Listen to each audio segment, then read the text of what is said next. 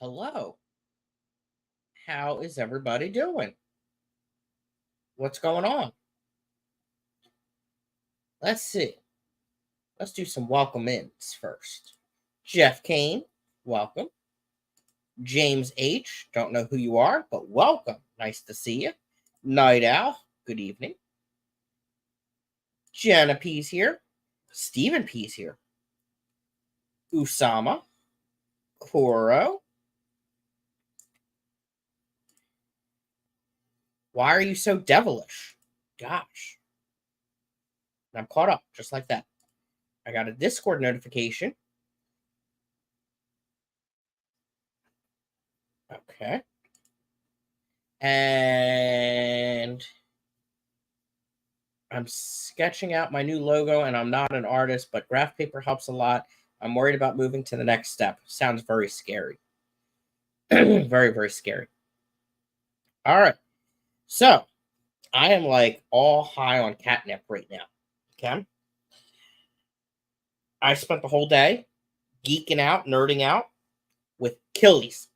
It was amazing. It was so exciting. That assassin snail is going to get you. Oh no. I have not made, other than the meetings that are once a year at the Keystone Clash, I have not made a MAKO, Mid-Atlantic Killie Organization, meeting since before COVID. That I can think of, that I remember. I'm almost positive. And I went to one today. And it was amazing.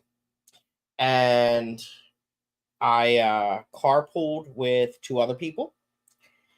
So that worked out to my advantage. I didn't have to drive. Paid $20 for gas. The other guy paid $20 for gas as well. Worked out perfectly. Didn't have to drive. And it was in Edgewater, Maryland. I believe that's close to Myrtleville. We started off, Storm Rider, that's Melvin, welcome in. Started off by going to a fish store called London Tropicals, something along those lines. What is this?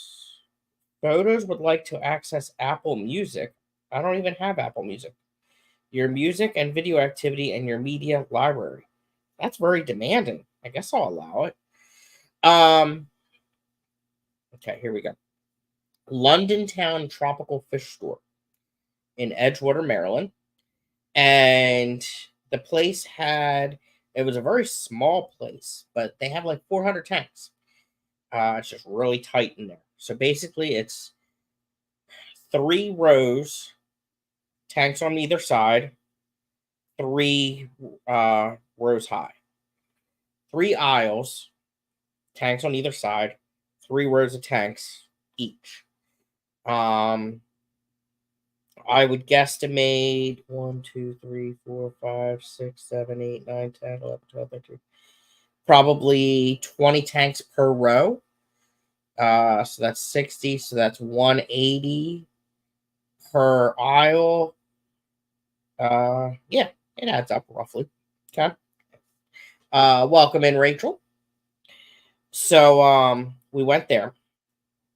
Now, I will be very honest. I'm very transparent that their selection of killifish was the absolute best I have ever seen. They had the largest variety that I have ever seen of killifish. They also had the rarest selection that I've ever seen. Usually you see, maybe if you're lucky, 3 or 4 species of killifish at a fish store. They had, I'm going to say, 15 to 20, probably. Usually when you see the killifish at a store, it's gardener eye, Epiplatus annulatus, Epiplatus dargier, Monrovier, and Apelachius lineatus. That's usually what you see. You never see anything else. They had those and many more that you never see. So that was pretty awesome. Unfortunately, they were not all in stock. The tags were there. Now, there's a very good chance that people that arrived there today from the club bought them before me. It's very possible. Welcome in, Geek Boy. So, I was really impressed with that. I was not that impressed with the condition of the tanks. Welcome in, Mark. So, yeah, they had 400 that looked impressive, from the outside looking in. Their dry goods selection was tiny. It was basically just a couple shelves, and that's it. But they did a really good job of jamming a crap ton of tanks into this little store. Like I said, they had a really good selection of killifish. You go and look in the tanks, and I was like, ooh. So, a little iffy there. Then I saw the prices. Now, if you did not know it, I am a cheap ass. Okay? No doubts about it. However, when there's a good deal, something that I really want, I will go into the double digits. Normally, when I, like in an auction, I stop at $10, unless it's something I really want. I've gone up as high as 50 or 60 bucks, Welcome in, Diana Richard. The same at a fish store. I don't go to fish stores very often. I'd much rather buy from hobbyists or in an auction. But if there's something that I really want, I'll get it. For example, and I'm glad Mark is here because I want to ask him the same. Oh, he's going to be back in a few. What the heck? Darn it. Mark, you have to let me know on the replay. Because I was just going to ask. So, in clubs and in stores, and even online, I have never seen calopanchecs. And they had them, had being the key word. When I was there, they did not. They had Calopanchex sidibarum, which is wild from Guinea. And it was a pair of them for $60. If they had it there, I would have bought it. I have never had or seen a Calopanchex. But they were out. Additionally, $60 is a crap ton of money for fish. But that was not it. They also had the puffer fish that Steven and Jenna have, I believe. It's a lot of letters. Okay. Begins with the letter S. They were $169.99 a piece.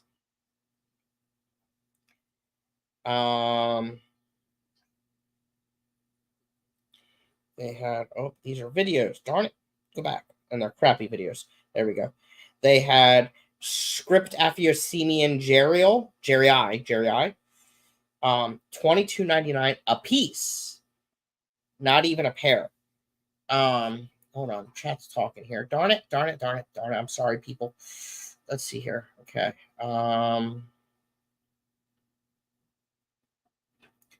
Being a cheap ass is a good reason to be in the Killifish. True story. Yes, this one. So how is that price in your opinion compared to what you paid? Welcome in, Whip. Okay. $23 for one Killifish, not even a pair, is a lot of money. But I also have never seen that fish either around here in clubs or stores. They had Aphyosemian Georgii, which was $34.99 a piece. Not even a pair. Mark says he's been thinking about getting some Calopanchecs. Do you have them available in your area? Have you seen them? Steven says that's a good price for the puffer. If they've been quarantined, dewormed, and shown signs of good health for a few weeks. It was on a high rack. I couldn't see it that close. I'd be nervous with those tanks, though. So Aphyosemian Georgii, I don't think is that rare. The other two killies that I mentioned are more rare. But this is more expensive. I was shocked. I don't get it. It's a beautiful fish, though. Don't get me wrong. They have Fundulopanchex amieti, $22.99 a piece. Those are the ones which I don't know if I said on my last stream, but I have them. Mine look a lot better than what's in that store, by the way. And they are finally giving me eggs. The last couple days I've been getting eggs. I probably have 30 eggs of them. I'm extremely excited. I'm extremely nervous as well, though. Oh no, my signal's bad. Can you guys hear me and see me? Do I look beautiful?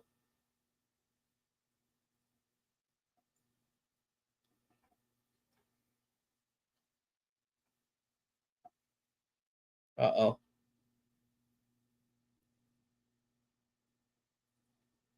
I'm still here. Thank you, Steven. Am I still beautiful? Hi, Bob. Welcome in.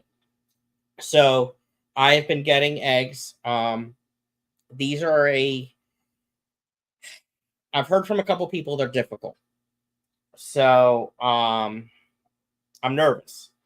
On top of that, they're a care species. Welcome in, Big Steve.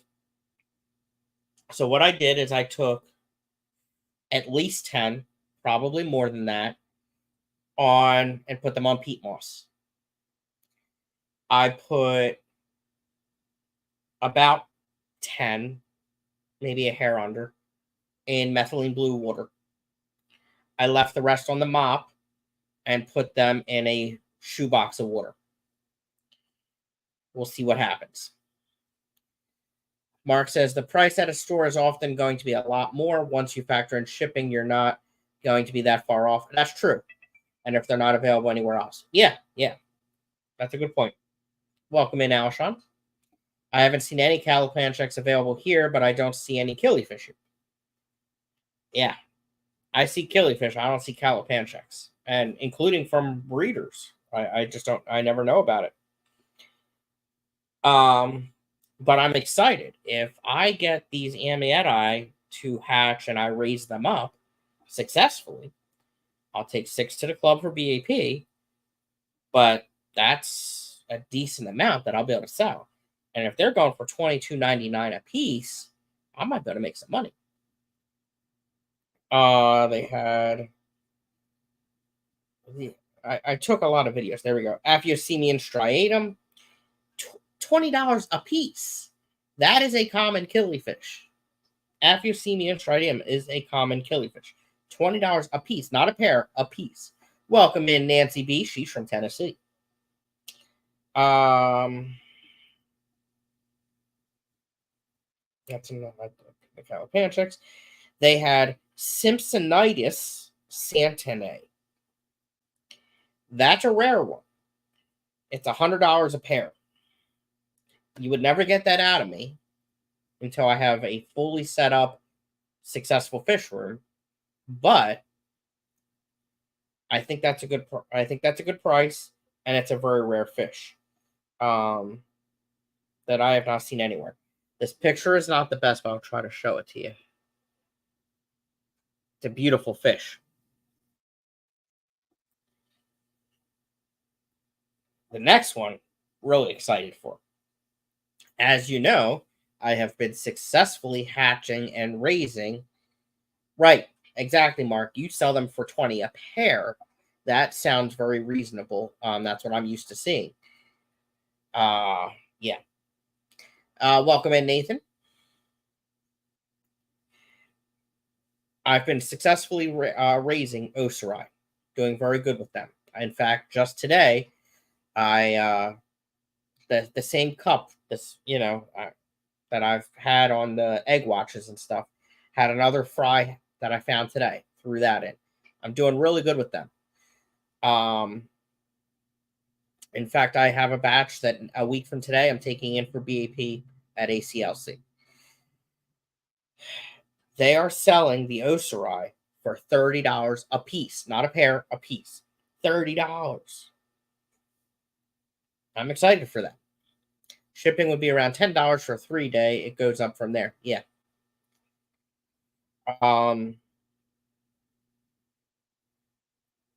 Let's see here. They had another one that I have never seen anywhere. Hylopanchex Stictoploron.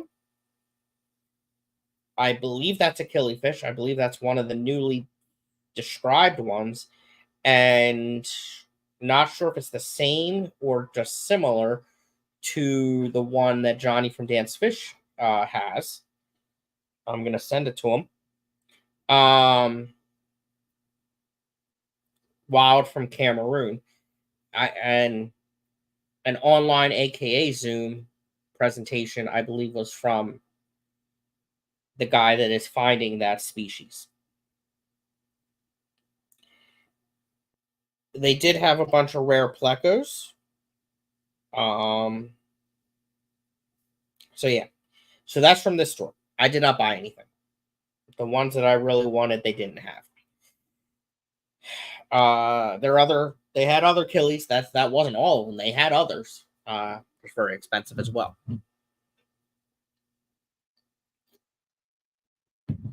So from there, we went to a condo community clubhouse, and that's where our meeting was. Now, again, I have not been to one since COVID, and I know COVID hit the club pretty hard. Mostly old people,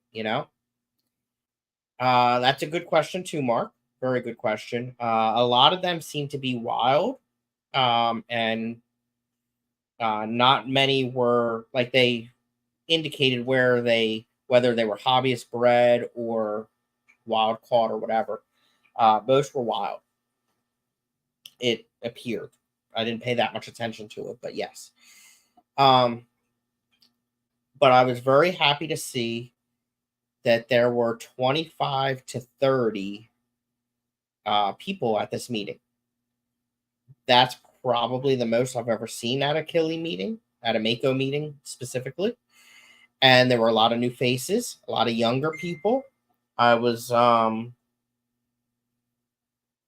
happy about it. It was really nice to see.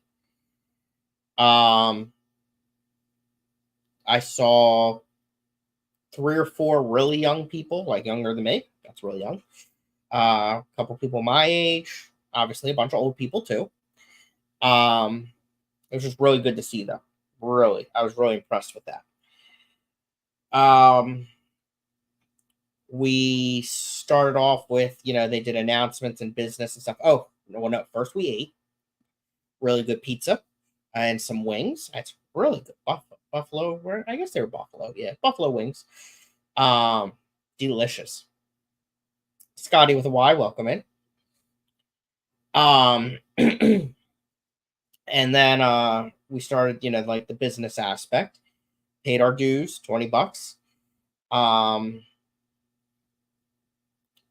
They approved sponsoring some awards for the AKA convention and the Keystone Clash.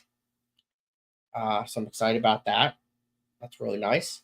My signal keeps going in and out. I hope everything's okay. It doesn't look like I've frozen yet, though. So that's good. So we did that. Talked about some bylaws and stuff like that. And then we jumped into the auction. It wasn't a huge auction. I took 6 lots. And things were not going for high prices at all. I took 6 items, and after the club's cut, I got $14. That's not very good compared to like an ACLC meeting. Stuff just wasn't going that high. In fact, I took in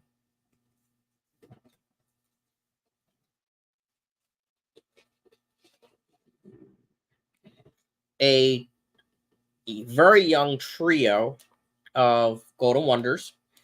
I had 6 in a 2.5. They're growing up. I got them when they were really tiny.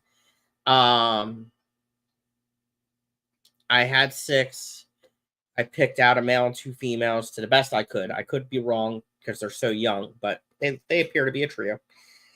And I didn't want to have so much crowding in that tank. So I picked out a trio, and they start the bidding off at 6. Nobody was bidding. Lowered it down to 3. Nobody was bidding. I said, I'll take them home. I'm taking them home. I'll probably be able to take them next weekend to ACLC and sell them for $12 just for the bag. So, it wasn't a good selling auction. Welcome in, Craig. Go.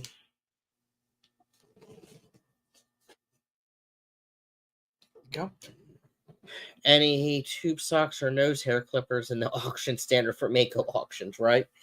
I took in some plant clippings and stuff. They sold. They all sold. Just not that high. What else did I take? A bag of random goodies. A bottle of hydrogen peroxide. I got that everywhere. Mark Sturleson, welcome in. So, like, I didn't take anything in that cost me money, or it was all easy money stuff, I left my club's last auction with $31 and 2 live cultures. Most of the money came from Corkscrew Vow. Plants always sell for more than I expect here.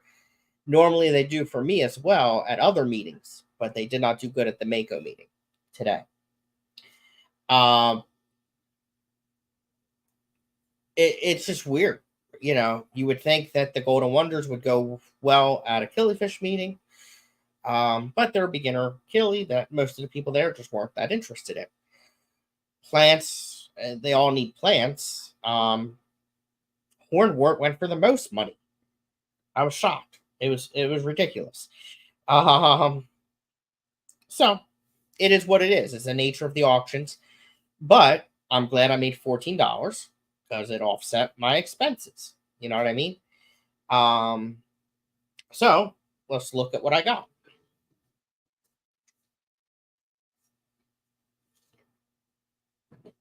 Something's leaking water in here. We'll evaluate that in a minute. So, I got a really good culture of grindle worms. Look at them. Got this culture, $5. Hell yeah. Great price in my opinion.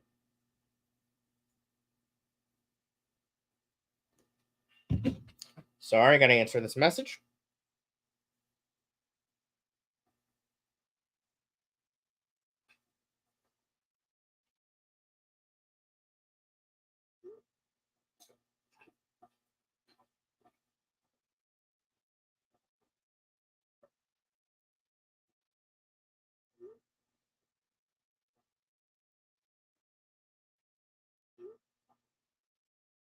Okay.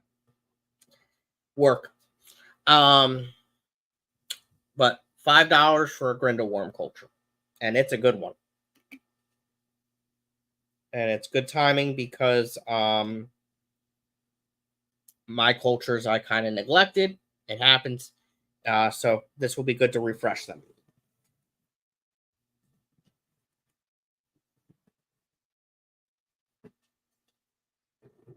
Next, also for $5, a white worm culture. Look at this thing. Freaking amazing. Look at that.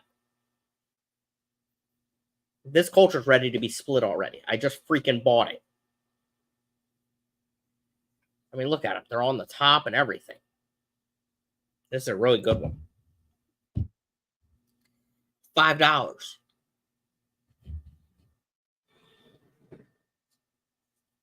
So far I've spent $20 for dues and $10 on live foods.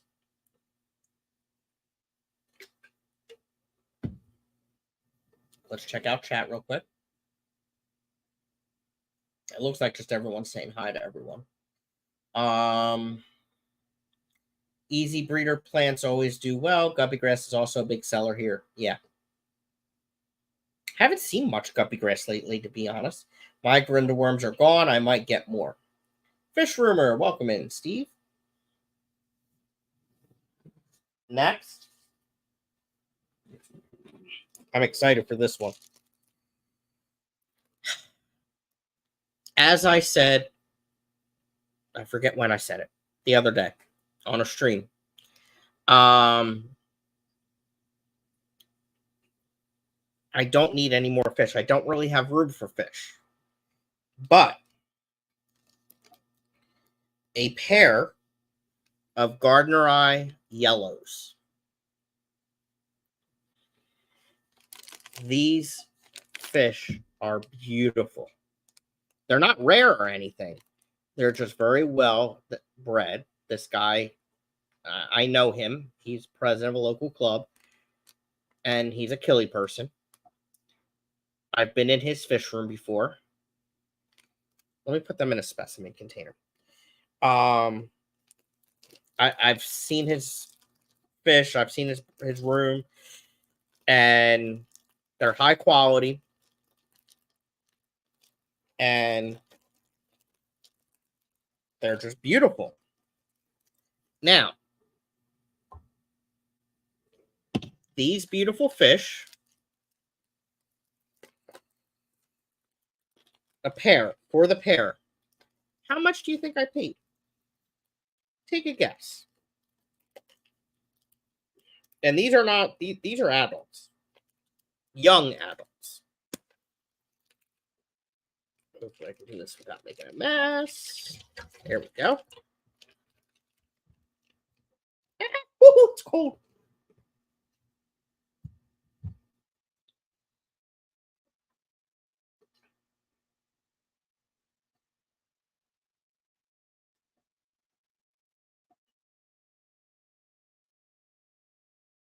It's a beautiful fish. And our closest is Mark Sterlson. I paid $6.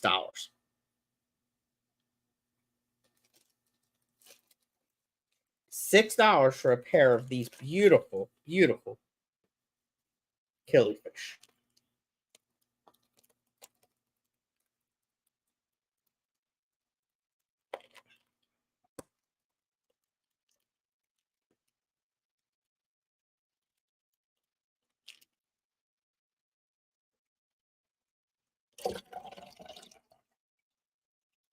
Come on, little guy. Get in there. Get in there. There you go.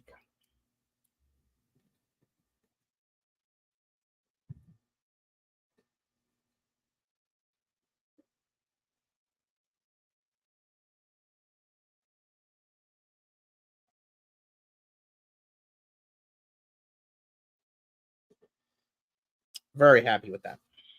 $6. It's crazy.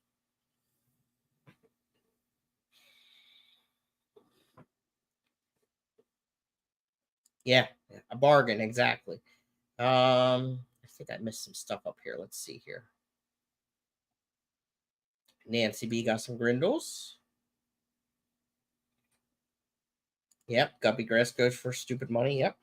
I'm going to see if I can generate 15 gallons of RO water between now and tomorrow afternoon. I'm hoping to go to the Quad City Swap and Island. Nice. And see if that makes a difference with shrimp. Awesome. Jeff, that's exactly what happens to me all the time. Oh, no, my green shrimp. There we go. That's what happens to me all the time. I got a nice Grindelworm culture from Brienne. I killed them, though. Happens all the time. There's Laura. Welcome in, Laura. Laura, you would have been in heaven at this meeting today. It was amazing. It was so close. See what I did? I copied the answer. Welcome in, Mickham. Ought to be at least 25. Exactly. Finally saw Blue Galarish for sale on Aquabid. Was up to $100. Crazy people. Oh, hell no. I wouldn't buy on Aquabid this time of the year. Yep, Steve knows. Welcome in, Aquatic Moose.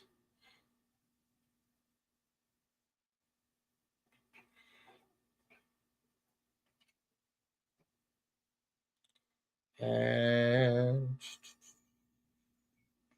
yeah. Go anywhere. Weather here is horrible. Laura, are you coming next Saturday to ACLC? I'll just get babies off of me. I don't have any Blue Galarish right now. I don't. Okay. Next two items. Now, if you remember a couple streams ago, actually more than that, we're getting another storm on Tuesday. That's Tuesday. I'm talking about Saturday. At the last few ACLC meetings, we've had someone that's been bringing in Daphnia and live Tubifex worms. Benjamin, welcome. Of new ones you just got. Yep, not a problem. Nabokov fan, welcome in. So if you remember a couple meetings ago, a couple of the last meetings, on a couple of streams I talked about it. Tubifex worms of Daphnia have been going crazy high money. Like we're talking for a bag of Tubifex worms, $20, bag of Daphnia, $20, some even higher than that. Absolutely insane. Well, I had good luck today because that same person brought in the same stuff. He brings in like 5 or 6 lots of each. Welcome in, Wi-Fi.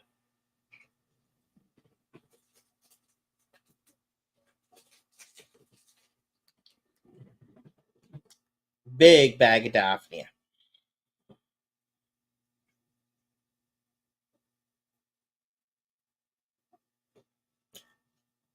$4. I got this whole bag of Daphnia for $4.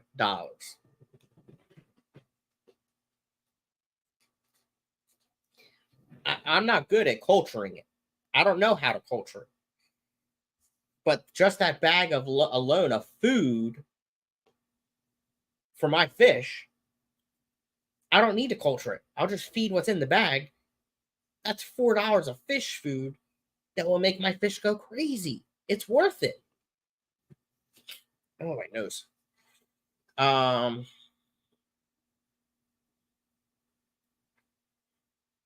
let's see here. I also bought Dero worms. The pea puffers love them. Yep.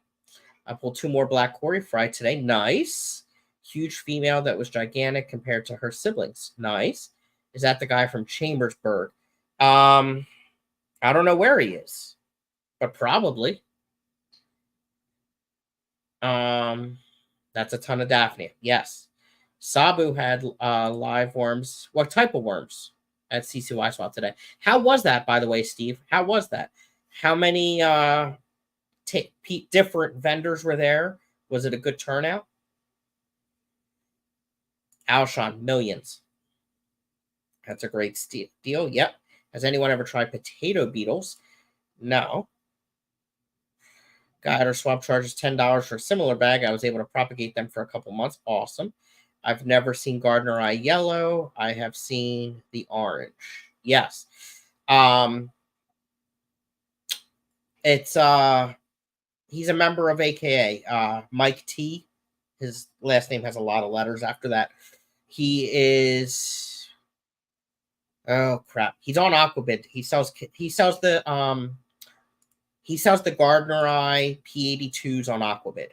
He's from Delaware. He's on there a lot.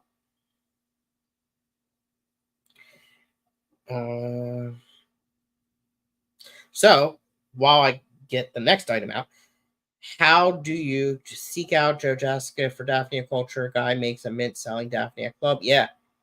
The only beetles I've kept are in the peanut butter. Yep. There were the fruit flies were in the auction today too. So how do you culture Daphnia? What is a good setup I can do? I don't have any tanks, but what can I do with this Daphnia? Turnout was not too bad at a CCY swap with change of weeks and venue. That's good to hear. How many would you say were there? Vendor wise. And how was the new location? Big Easy, welcome. Jay, welcome in. Okay.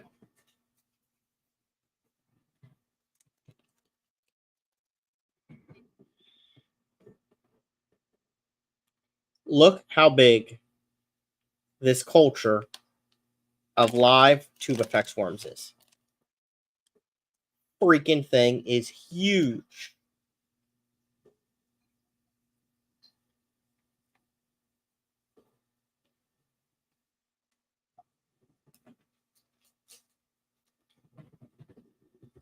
I can't remember. It was either $5 or $10. Either way, it's a steal.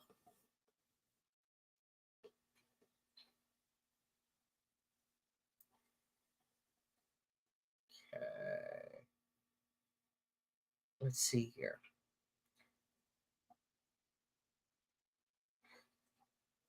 3-gallon jar or something, pickle jar type of thing. I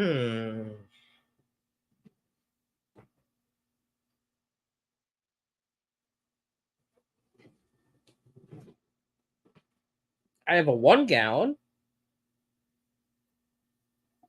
I might have a bigger one. I'm not sure. But keep going, Nabokov. Keep going. Welcome in, Keith.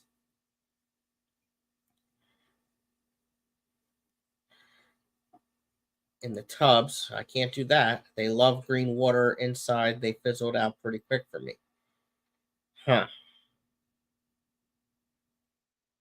Well, yes, I am delicious.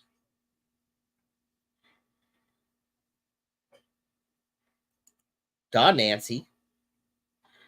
With new location, we would have had room for more vendors with more notice, probably about a dozen vendors. That's not bad. That's good. That's good.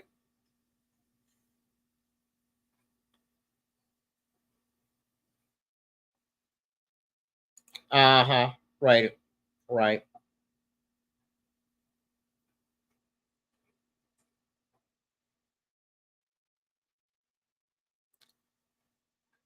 9 vendors at CCY. Not bad.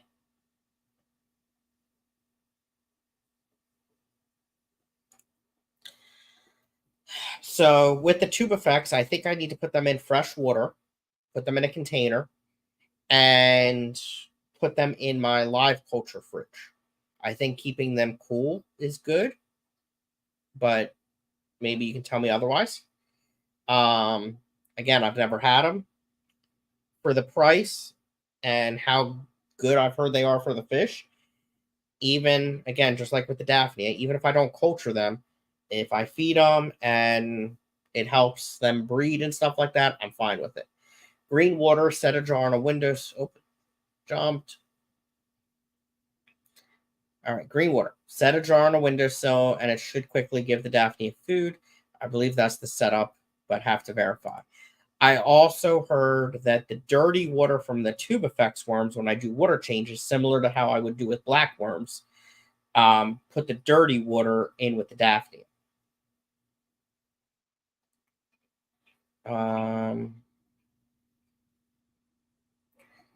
Rehousing my pair of Epistogramma agazizi. Soon time for late night coffee over here. Nice. Question in Google, it sends the question to Quora. Nice.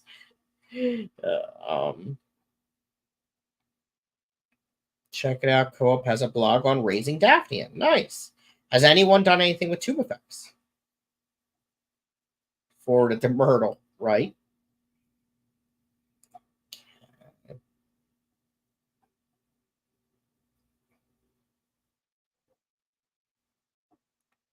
Over here. Okay.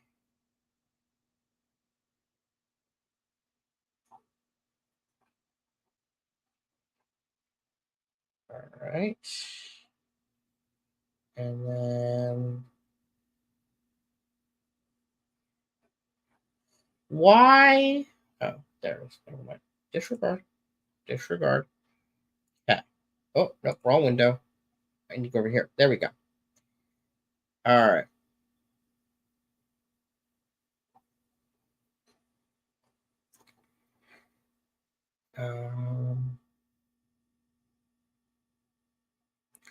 Jar on the window or somewhere with a ton of light.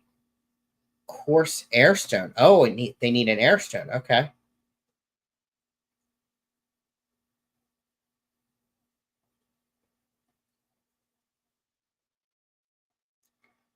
Let's see here. Shrimp breeding again. Hardly anything for a while. I ran out of the one food I was using. Oh.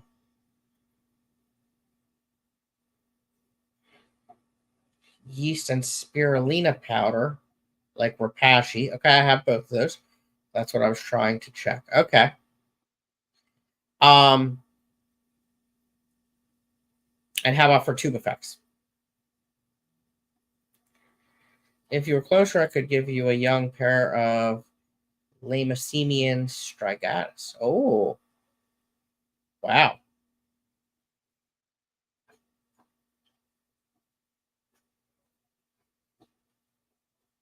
Interesting. All right. I can't believe this white worm culture, though. It's exciting. Very exciting. Um,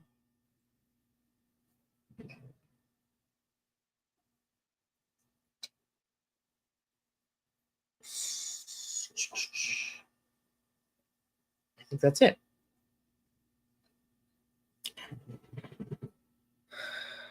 Let's see. Screen chat. It's a Rivolus. Nice. My Daphnia don't have an airstone, just an extra light in the window. Okay. Well, that trip to Lowe's wasn't too bad. It only cost me about 3.5 pairs of Killifish.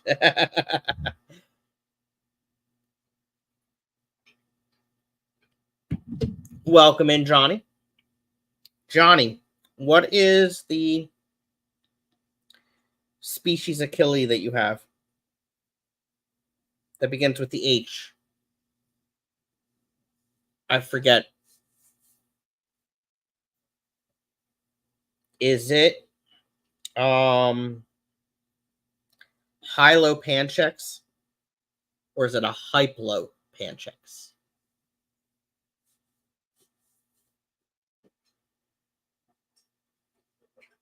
Cave of Wonders, welcome in. I'm in Delaware. Hylopanchex. Okay. So the store that I went to today had Hylopanchex Stictochloron. $23.99 a piece. Not a pair, a piece.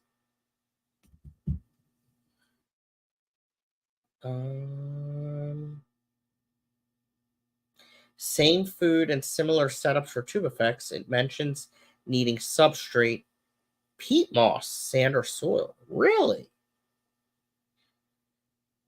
Okay. So they don't need to be in the refrigerator? Like blackworms? Feed rice worms. Never even heard of them.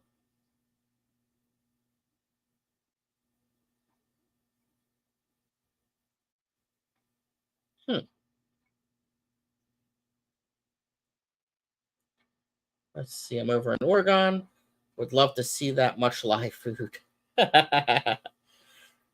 Yeah, we had a lot of live food today at the auction. Very happy about that. Very, very happy about that.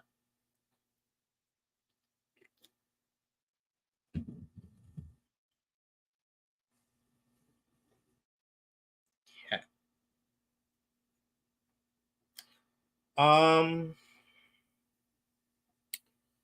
Let's see here. How do I want to do this? Let me think.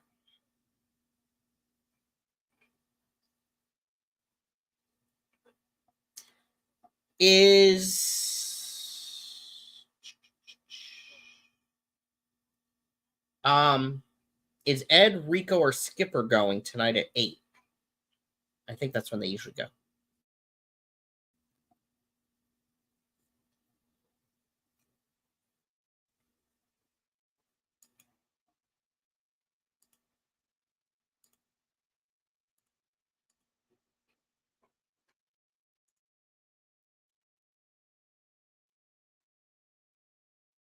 I have P82s. I just didn't know that they were called yellow.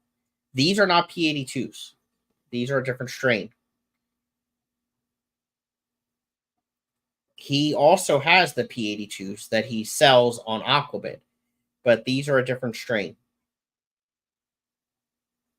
Shelby, welcome in. Shelby, you missed 47 minutes of Killifish talk. Ooh, excuse me. Oh, Rico is going at 8. Okay. I didn't see anything on Fish Fam Link. Is it scheduled?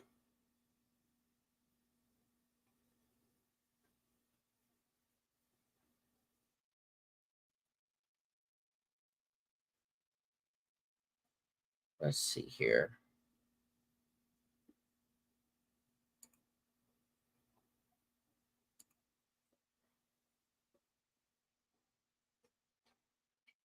I don't see anything scheduled. That's why I'm asking. All right, let's see here.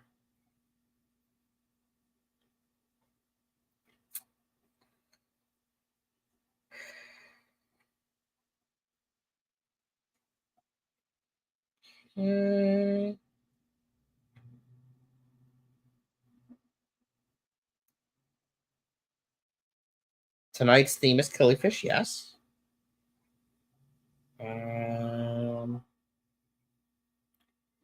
Saturday night vibes, yep.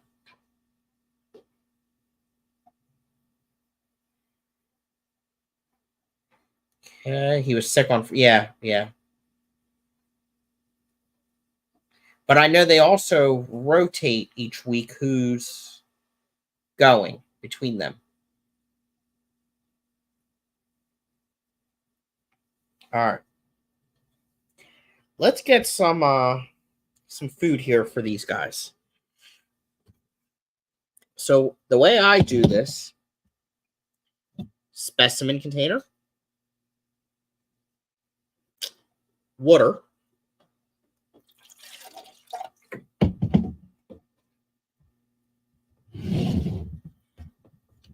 open the container.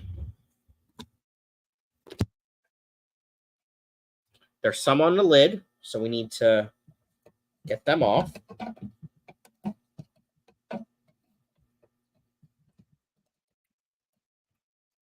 Okay. It's not perfect, but it's good enough. I don't know what these guys are eating in here. There's all kinds of interesting stuff in this container, but that's okay. We got a couple guys up here. Okay.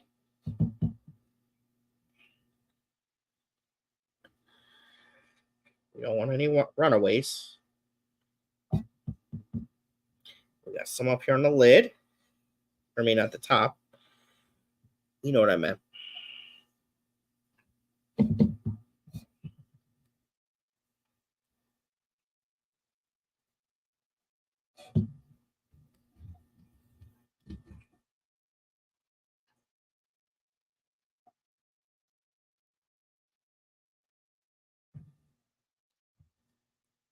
Oh, you're not getting away there, little guy.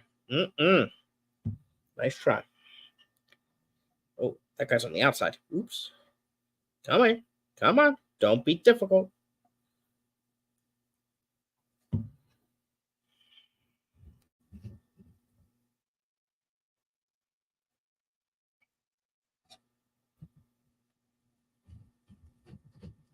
Okay.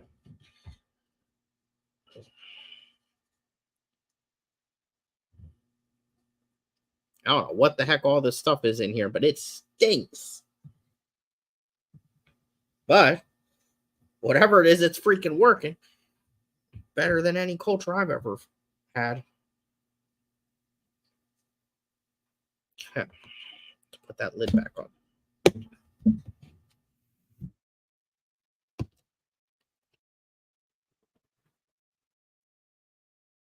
Okay. Yeah. Now what we'll do is we'll add some others to it. All right, let's see here. What's going on here?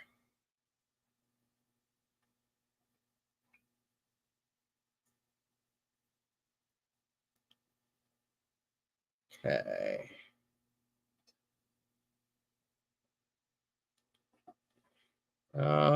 For some reason they have an issue with our tanks. What? So we're not sure what we're going to do yet. Most people got approved. Interesting. Happy birthday, Jeff K. It's Jeff K's birthday? I am not eating any of this, Mickham. Is it Jeff's birthday? Can we get confirmation? If it stinks, don't eat it and wash your hands. Yeah, minor details. Craig says it is. Today is Aquaball's birthday. Whose freaking birthday is it?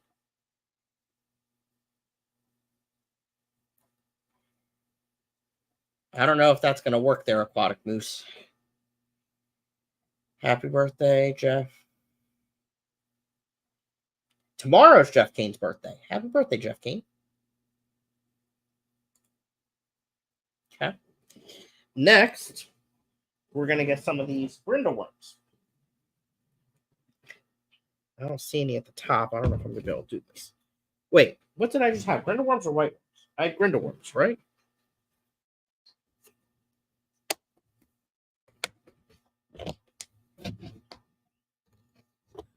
I had white worms. Those were white worms. These are brindleworms. Okay. Are there any up on the lid? I don't see any up on the lid. Okay. But I see some up here. Maybe. Yeah. Yummy.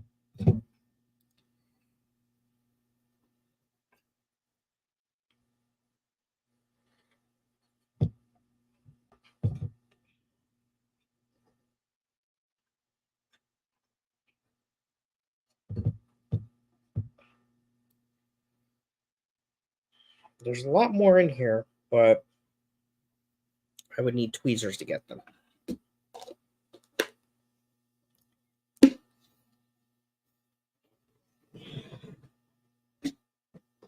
Okay. Let's see here.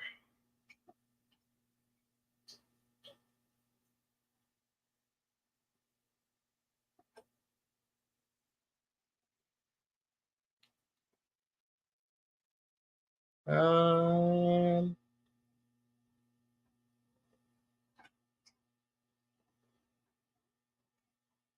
Rico isn't answering, and Ed said he isn't because the Chiefs are playing. Makes sense. Have made brunch shrimp in a while. Better do that tomorrow. Yes.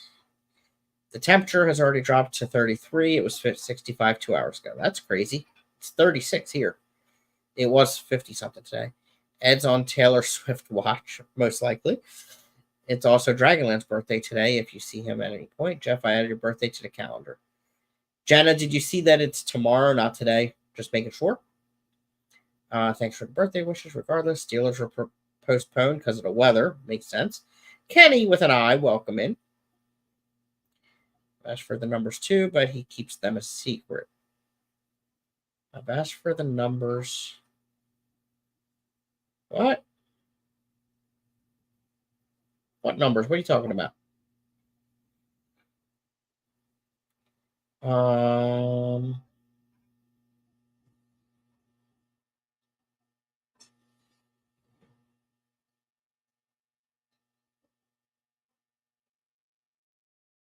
Okay. Of course, Jenna.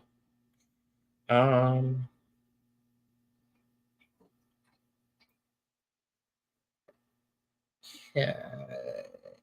All right, caught up. So what I'm thinking I might do is put the Gardner IP82s in with the babies. I'm going to pull 6 of the babies because I need to take them to ACLC next week. Put these yellows in where the P82s were. I think that's my game plan.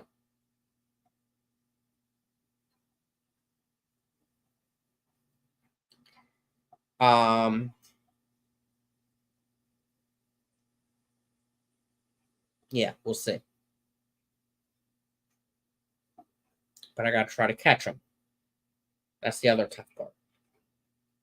And make sure there's no babies. Stressful already. Also, the everything else that I moved around is doing good. I got the 2 Afusemian polys from Dan, and to the 2 females, I put them with the male, and I moved them to a 5. I put the tiger teddies in their old tank, and they're doing good. They're adorable. I trimmed the hornwort in the shrimp tank. I do need to get more PBLs. Shelby, are you still here? And do you have PBLs again yet?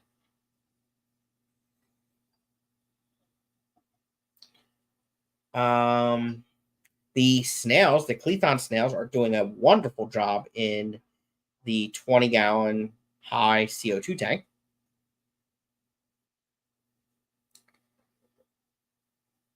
And is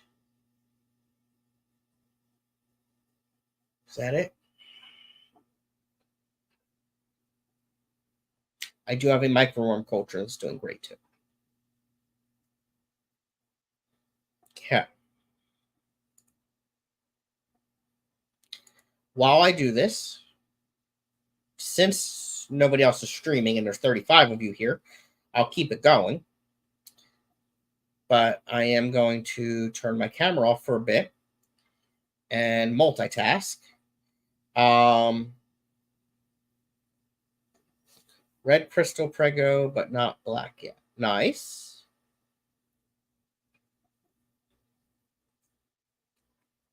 All right. If someone does go live, please let me know. There we go. Welcome in, Paul McCarthy. All right.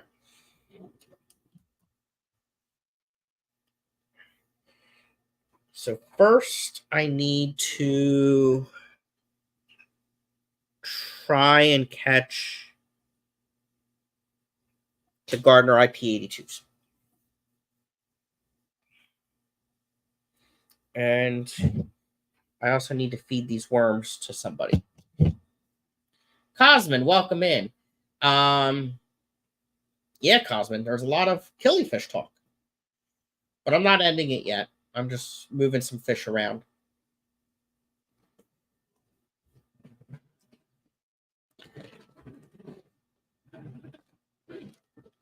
Ugh.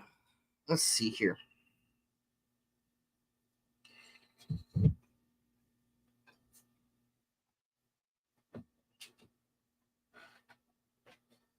Okay, so we need to put these guys up here.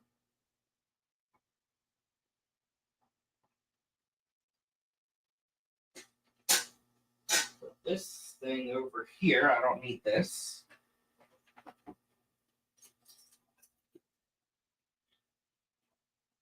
Okay.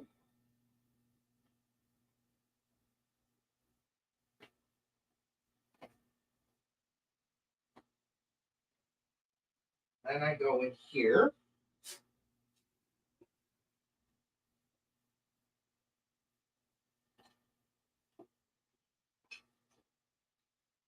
Dump this in here for them to eat. And then I need fresh water for this.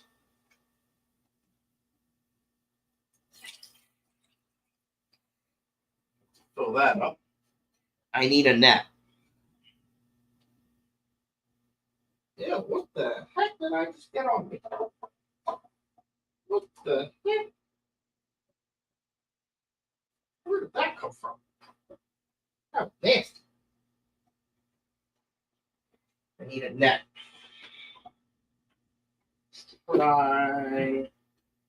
Oh, don't fall. This. Perfect. Okay. All right. Wish me luck. Here we go.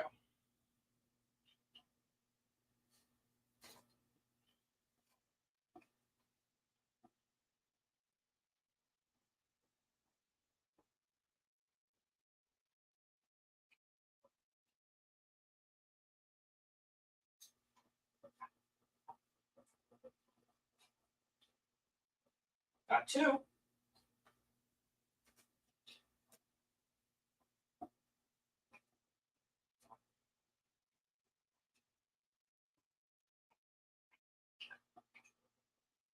Three.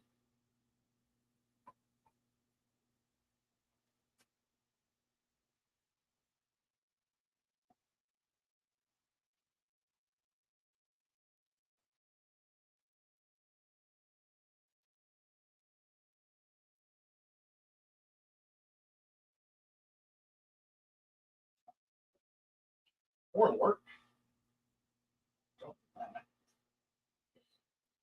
There's some killies in here.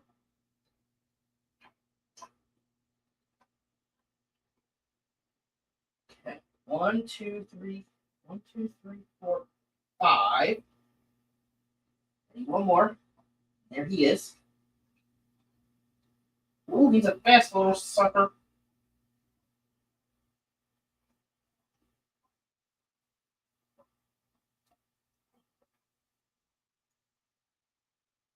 Got him.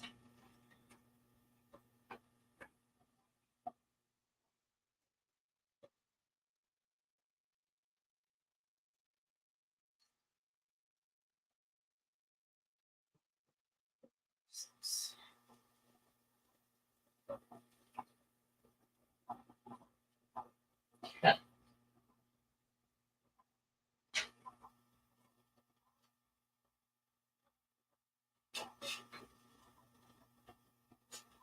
And one more for good luck.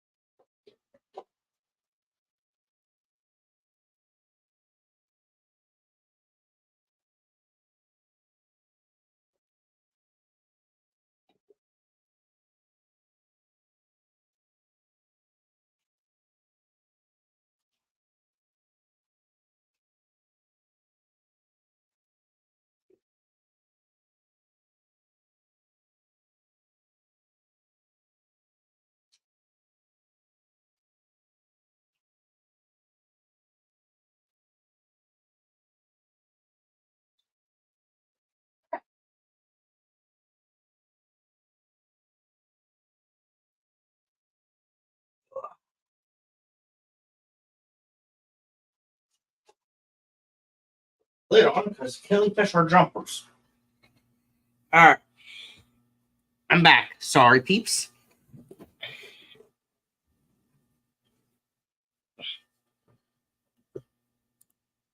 Here I am. So what I just did, I took I think it's a reverse trio, if I remember correctly, of the adult Gardner Eye P82s, and I put them into the bigger 10-gallon tank that was next to it, and which is the one that had all the juveniles in it. While doing that, I pulled out 7 juveniles to take to ACLC next Saturday. They're in a specimen container. I'll put them in a bigger container, like a shoebox, shortly. I also took all the spawning mops out and put them in the big tank as well, in case there's eggs in them. I didn't even check, though. Now I'm going to do a water change on that tank. Actually, I'll probably just top it off, to be honest with you, because it's only half full anyway. But I'm going to check and make sure there's no babies in there. And then I'm going to put these new Gardner Eye yellows in there. All right, let me scroll up. I'm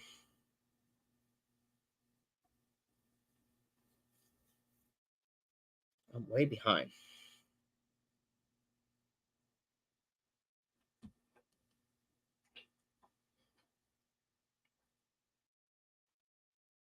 All right, here we go.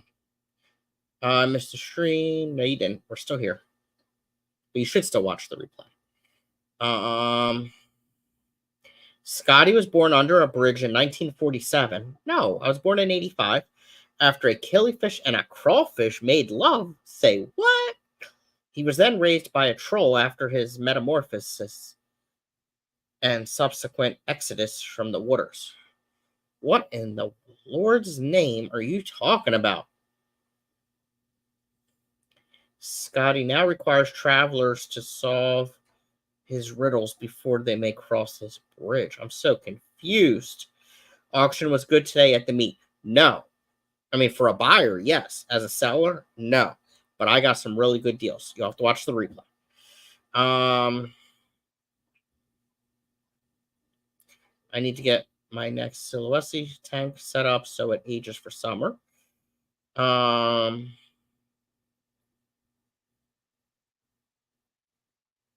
Does he need a net or a net? Same thing. I want to know the moose origin story. This is supposed to be a radio show. If he says it one more time, will she appear? Probably.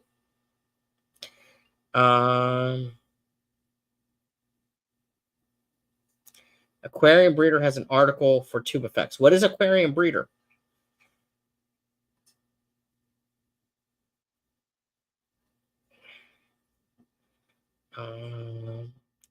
Craig's dog is misbehaving.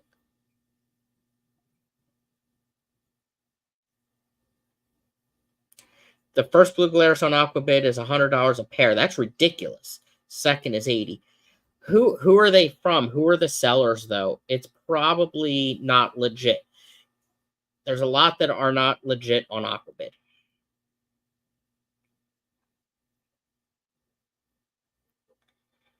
Okay.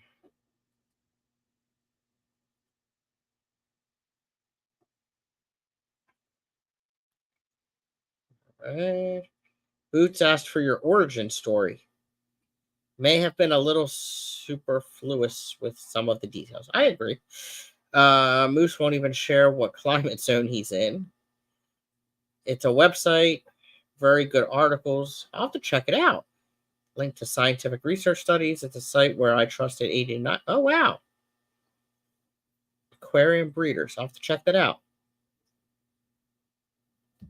Okay. All right. Let me go check this tank and see what I need to do to it. Now that I'm caught up in chat.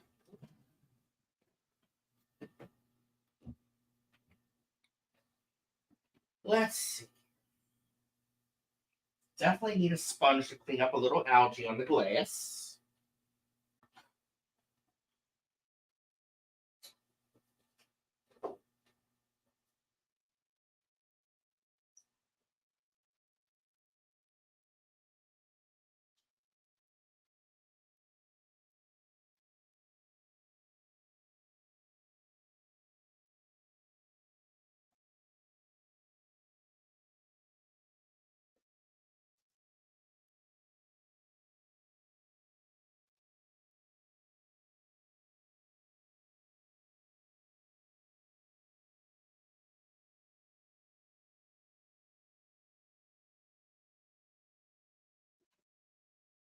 Ooh, the heck?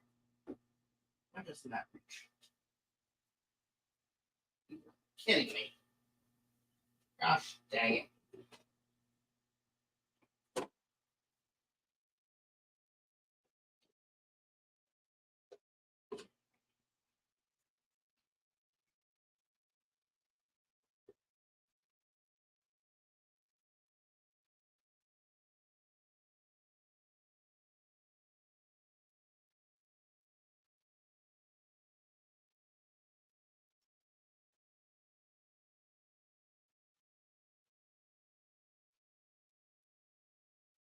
We're just going to take this one out. And good idea.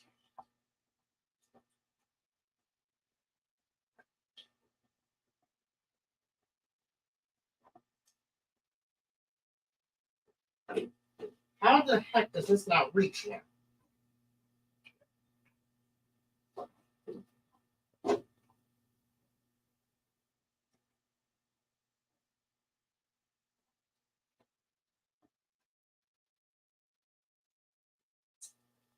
I know.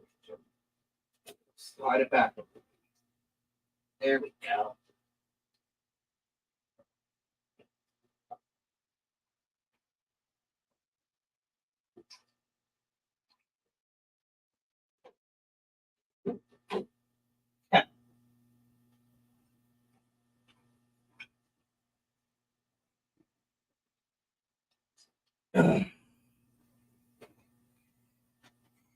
I couldn't. The airline separated from the sponge filter, and it wouldn't reach to connect, which makes absolutely positively no sense.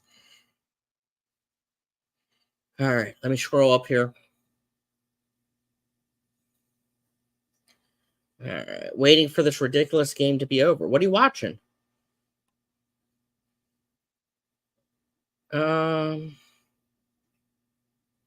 Football. Okay. All I know is that we're the same age, I think.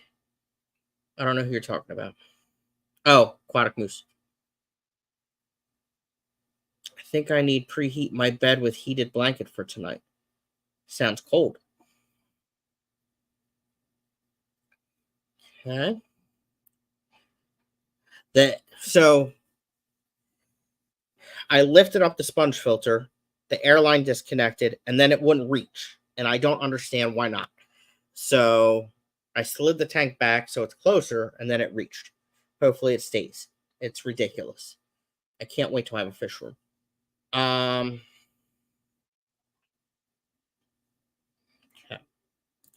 Now what is this?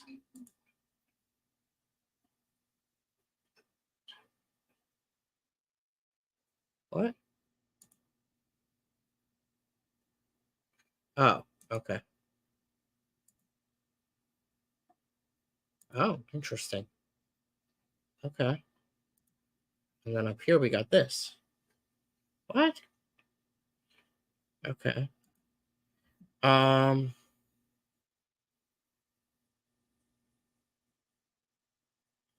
Yeah, Nabokov, that's probably right. Rebecca's here. Rebecca, isn't it like really late for you? Old airline can become more rigid, I think, and less flexible. Yes, that is correct, and that's part of the problem. Unless some new somehow further back it caught on something. All the above. All the above. Yep. That is all accurate.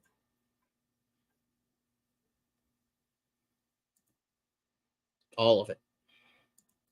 All right. Let me do a quick water change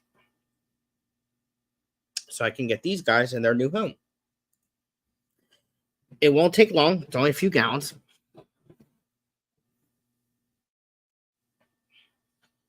Oh, I got water ready to go. I need a hose.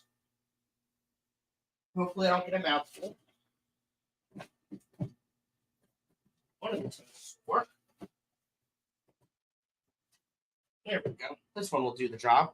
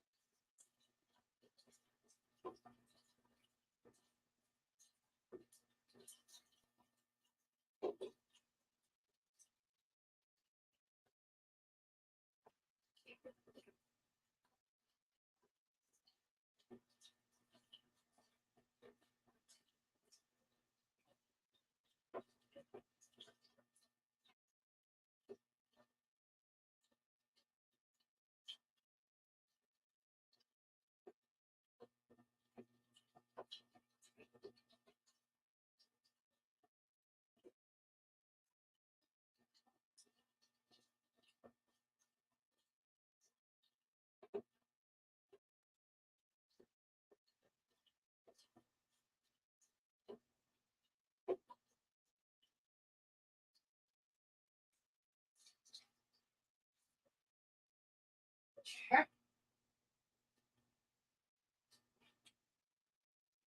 Put this back. I need to get some water for them. I don't know if I have any ready. That's not good.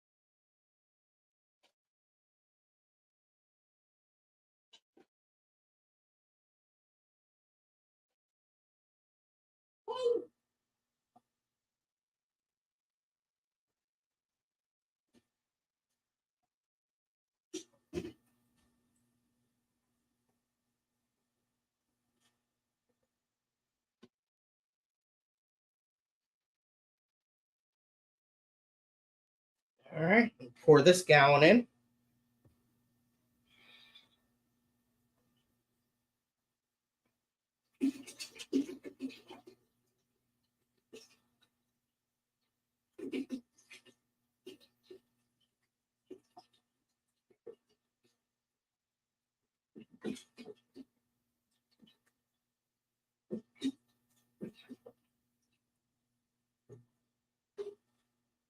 Okay, we need one more.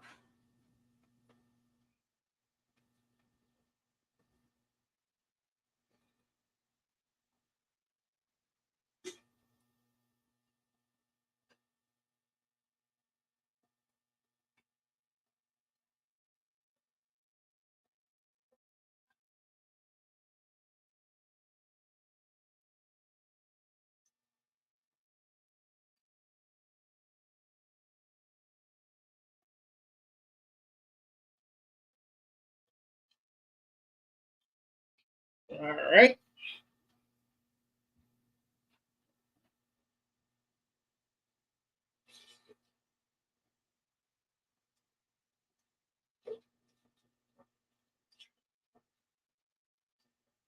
Perfect.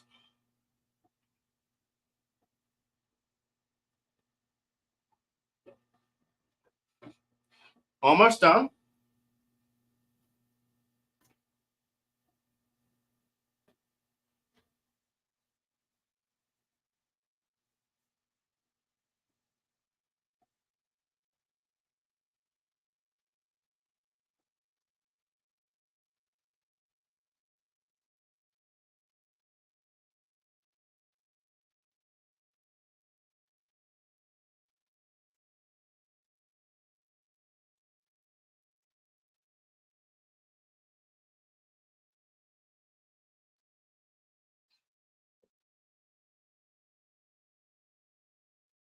And now we're going to put them in their new home.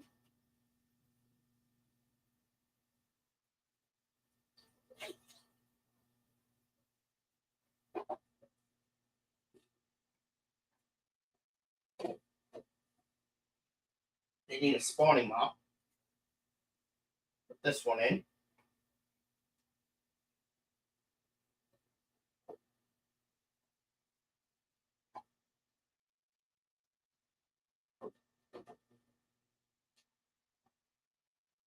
And they will now make me lots of babies.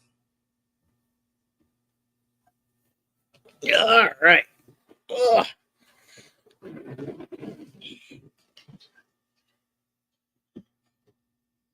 Let's see here.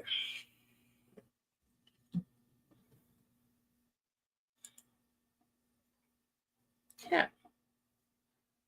Let's see what you guys are talking about without me.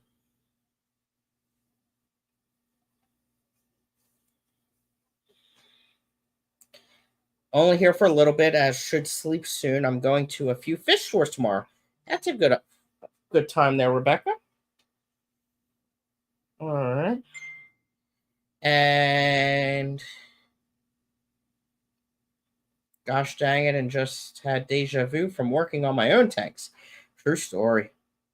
Does anyone use the Aquarium Co-op airline? That stuff sucks. That's not good. It's so pliable in the package and then turns to stone in the water. Interesting.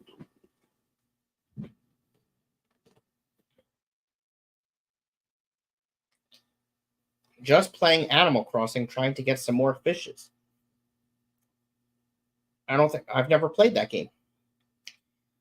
I break too many things using it with Sword. I don't use it, won't use in the future. It grips like a Chinese finger trap. Never tried one of them before.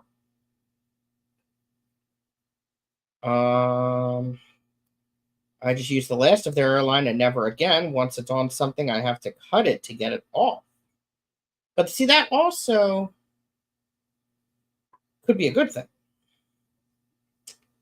I had some airline like that I'd expected from Wish or Temu, not the co-op. Works well in a pinch. I get it.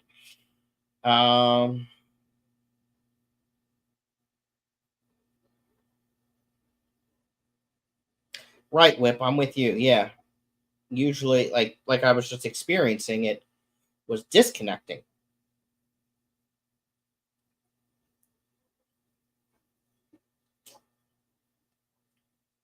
Zenny, welcome in, Zenny. Try that. Sliding it on plastic and it melts to it. Okay. Wi-Fi, thank you for becoming a member. I do appreciate that. You don't get anything for it, just so you know. Maybe in the future. I don't know. We'll see. I'm thinking about getting some stickers made. I do have a cool logo, in my opinion. I've never had airline that didn't go rigid after some time in the water. Yeah, same. I think what I want to do is try using more of the rigid, like pipe-like airlines in the water and have it go to the top and then connect the airline to it.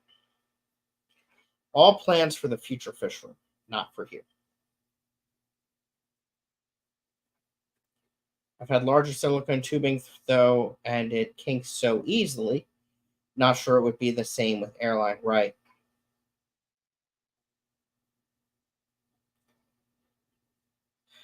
Let's see here. Okay.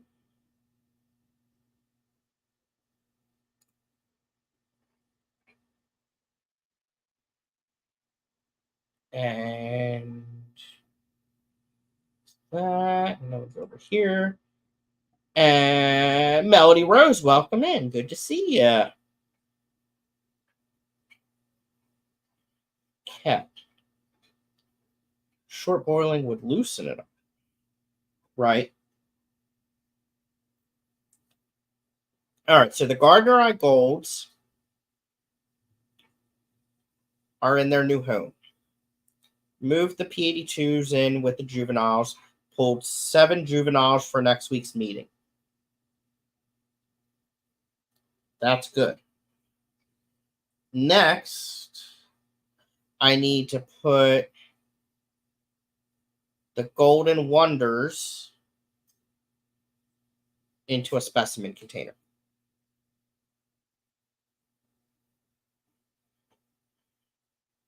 What's this? Oh. Okay. All right. Here we go.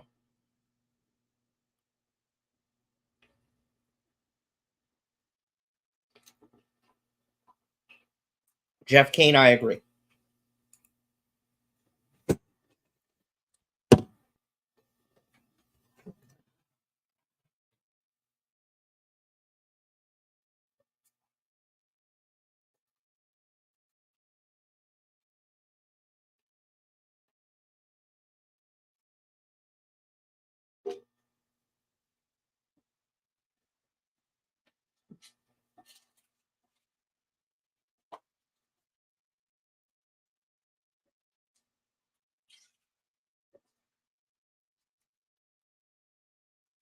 Come on, little guy.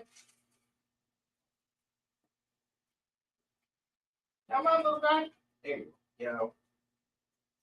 Good job. Okay. Very good, very good. And we need to add some water for them.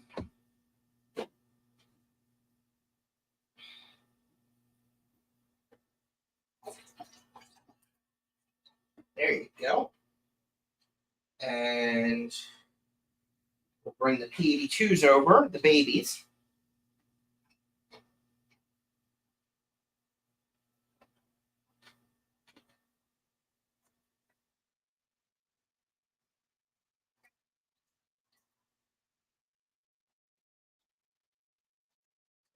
We do need to put something over them, though.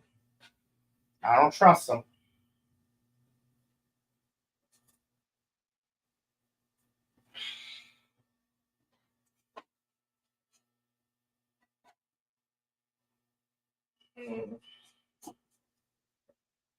Still not quite big enough.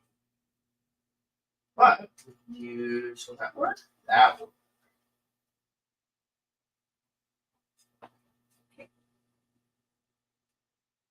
There we go. Perfect. Okay. What do I got left over here?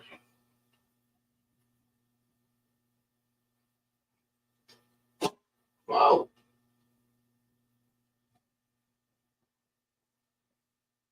Okay.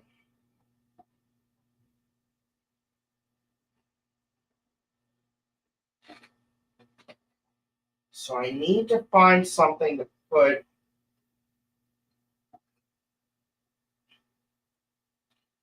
the tube effects worms in. And the Daphne.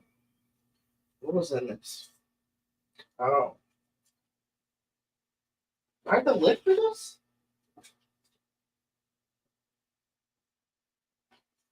This could work for the Daphne. If I can find the lid.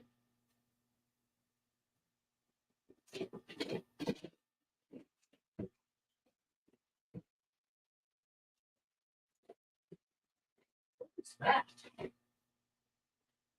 That gravel? Where's the fish bag? Relic fish bag. Where did these come from? Did I throw that lid away? I will be very, very angry with myself.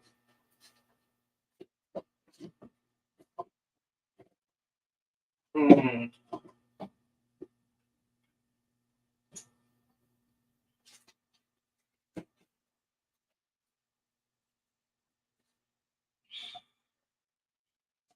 It wouldn't be good if I don't have the lid. That could be a slight issue. I do need to keep that bag, though. Get a trash bag. Where is that lid?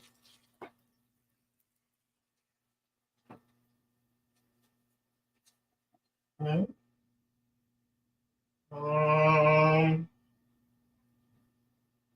Did I throw it away? Nope. Found it. Yeah. Here I come. Here I come.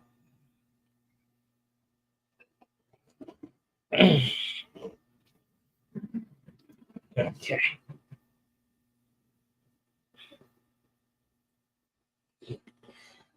Here I come. Eyes here. Okay. Catch up in chat here. I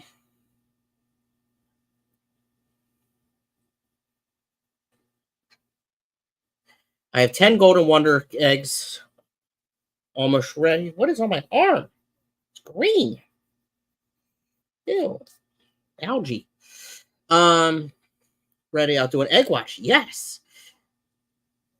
So, Laura, what I'm doing is I'm taking 3, looks to be a trio, to ACLC because they're growing up now. They're too big in the 2.5. So I'm leaving 3, taking 3.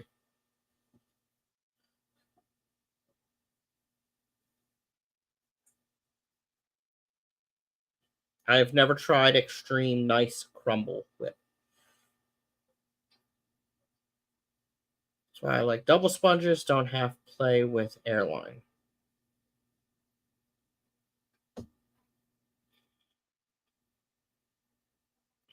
I wonder if just lubricating them would help. What are you talking about, Rebecca? I've used beeswax with something else for O-rings. Petroleum jelly. Not sure if that lead to leaks. I don't know what you're talking about.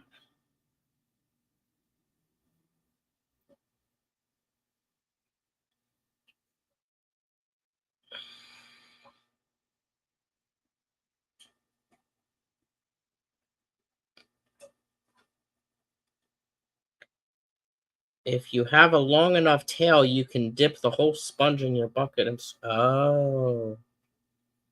Okay. Okay. I want tube effects worms.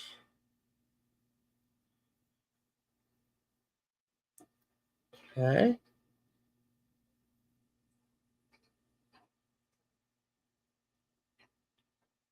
Huh. Why are you hiding behind... Oh, sorry.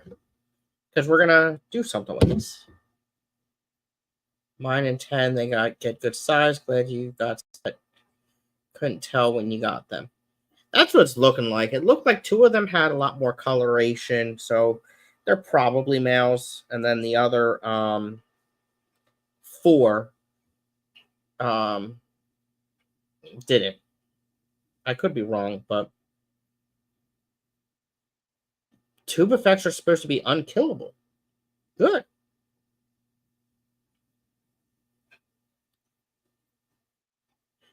And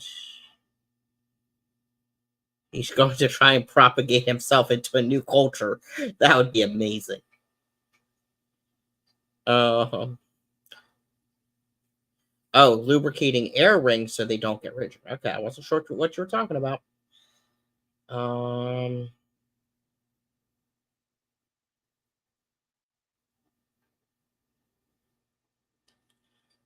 Okay. Almost there. If you don't have male, let me know. I have one around same age. I can tell tail longer. I think I got him, but thank you. I'll check. Okay. So I'm going to take this container. Let's take this off so it doesn't upset Annette.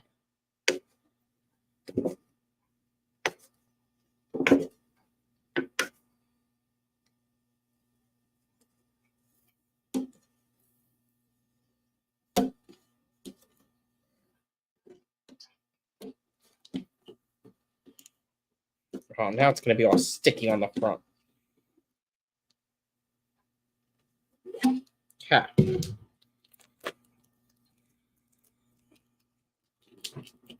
And he shoots and missed. Lifelong story. Okay, so we got container.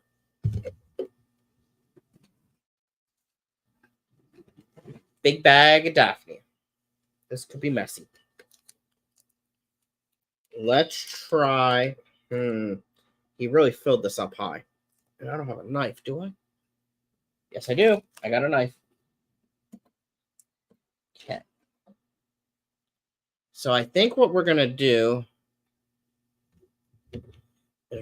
Oh! Okay. Here we go. Oh, God, it's squirting. Oh, shit. Okay. Oh, boy. We have Squirter. Oh, God, it got on my keyboard. Okay, hold on. Let's just dab it. Just dab it. Oh, there's a Daphne on my keyboard. Okay. I think I got it all. Good enough. Oh, God, I hit an F button. What's that? Oh, boy. Oh, boy. Okay. Okay. We're good. We're good. Okay. Let's get this hole a little bit bigger here. Hold on. Okay. Stop oozing. Stop it. All right. There we go. Okay. Okay. Turn it around a little bit.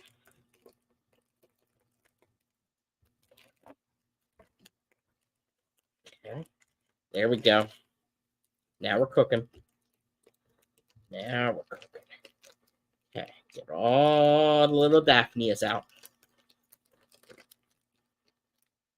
Okay. That's pretty cool.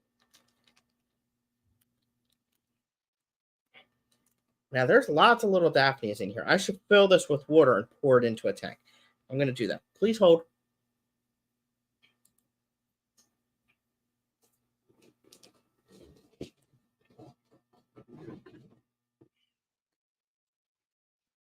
Oh no. God, I just kicked the worms. Okay.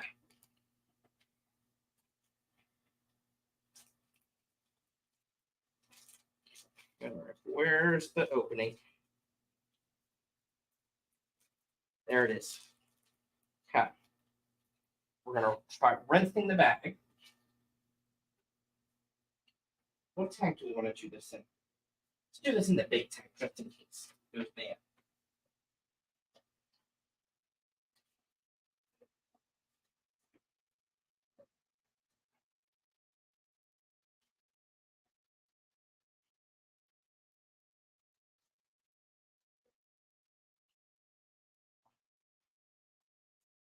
Okay. Got water in the bag. Where can I put this? Don't fall. Okay. Rinse it. All the little Daphnes. Like that. Look at that. Perfect. Turn it this way a little bit. Perfect. Got the bulk of them. Now we're going to make the hole really big. And in we go.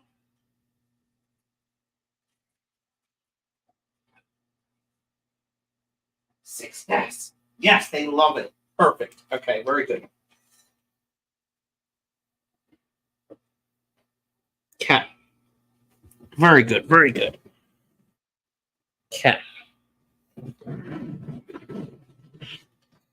All right. That worked. Try my knife. Put that over there. Why those lights just flicker?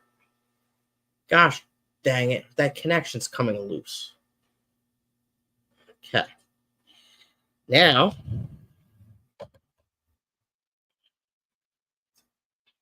we have this. Do they need air or can I put the lid on tight?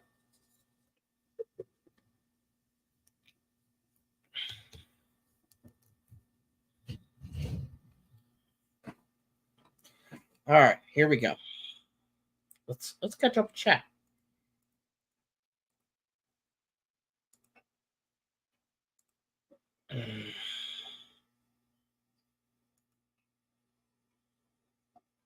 Okay. Petroleum jelly and fish tank sounds like a bad idea. I'll be snowed in till March anyhow. Wait, where am I?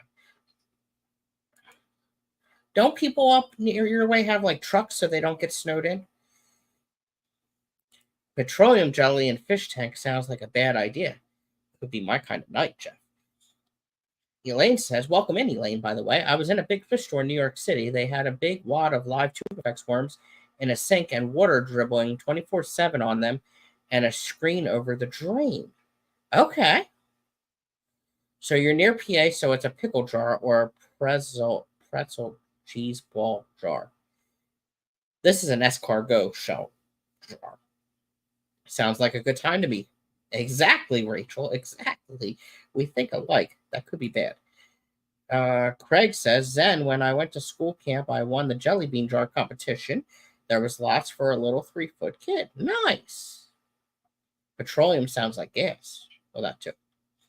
Gugon works great on sticky left from stickers. Pro mom tip. That's a true story. Rebecca says Jeff Kane Vaseline is an old method of helping keep O-rings going. Not many methods are safe. I must say it never hurt any fishes. Okay. The jar was as big as Scotty. I mean me. Craig. Jenna says Scotty loves the word squirting. Well, duh. Lick it up. Whoa. Laura. Jesus. Let's keep it PG-13. The Zen Ginger. We've got a squirter. Scotty 2024/7. Yes. I totally misread that, Jeff. Aquatic Moose. Scotty's your keyboard now moist after that squirt. It is. It is. Lube talking chat and Scotty talking about squirting. What has this world come to? Good grief. Foxy says, welcome in, Foxy, by the way.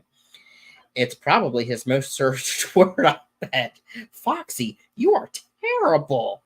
Where's Brian? Good grief. Ooze, that's another good one. That could be bad. Wrong account again. It's Brian. Oh, crap.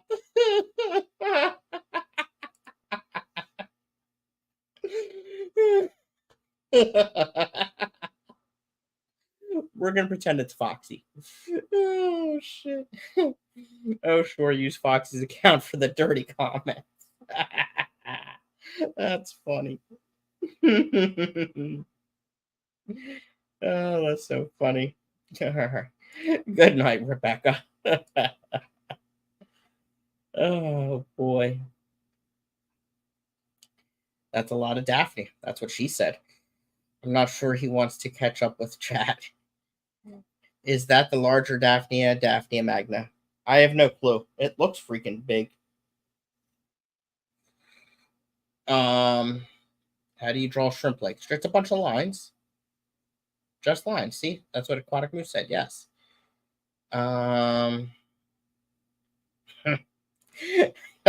Zen. Yep, it was all Jenna. Good grief. Okay.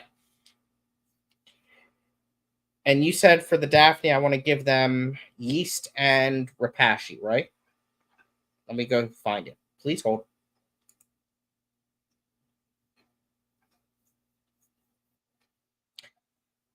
Oh. So it was Foxy. She's just trying to blame Peplin. Poor Brian. Poor guy. All right, let's see here. Oh, the light went out. I need to tighten it.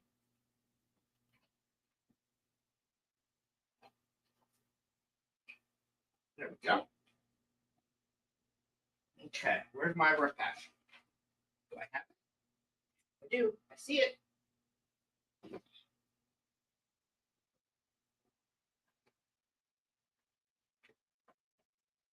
It expired December of 2022. Is it still good?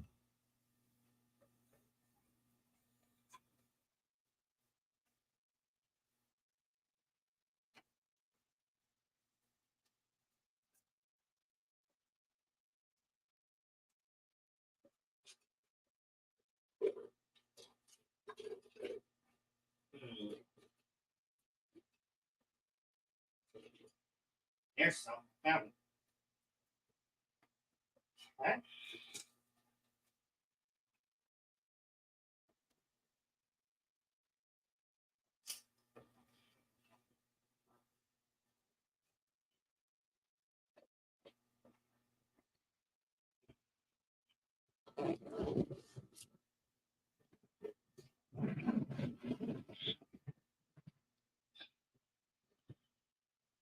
All right.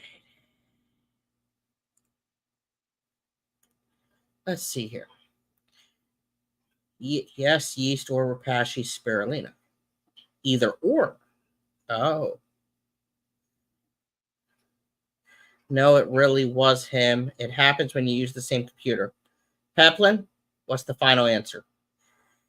Does Daphnia need air, or is it like the FF resurrection jar? I don't know what that is. Oh, that's right. You said it needs an air stone. I don't got one of them available. Do I? Maybe. Wait, what's that airline going to? I might be able to find one. How important is that part? Okay. So question number 1. I have this. Never used it, but right there, as you can see, it says expired December of 2022.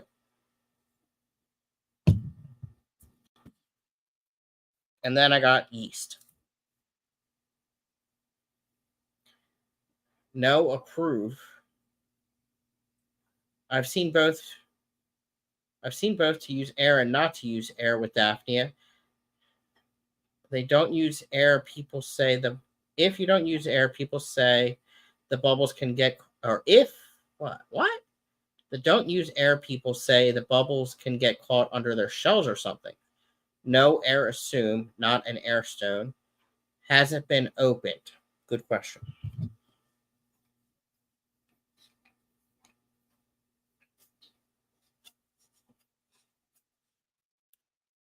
It's sealed. Use airline with no stone. The small bubbles can get trapped in Daphnia gill plates. Oh, okay. Good. That works better for me then. Still don't know if I have an open airline, but I'll try to find one. I won't be able to keep it by a window then, though. I'm missing my buttons.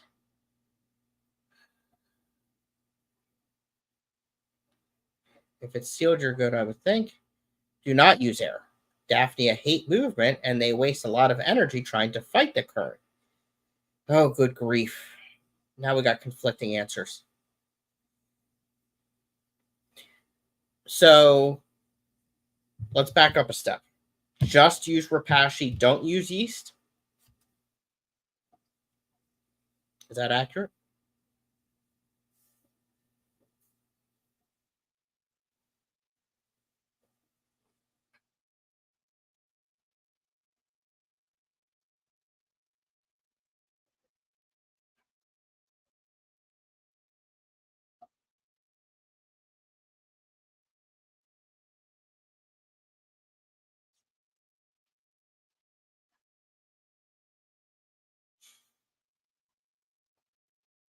Use 2 jars, one with air, one without, and report back. Oh, God.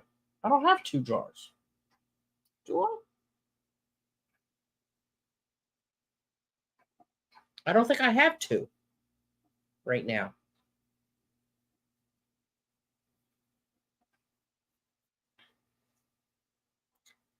I have the airline only 2 inches below the surface. They seem to be doing well.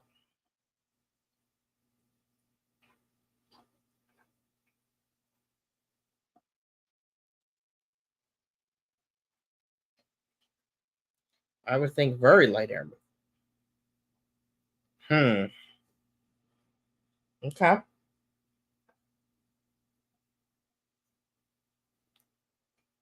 I don't know where I'm going to get air from. Maybe I'll get it from that tank. They got extra. What is that airline going to?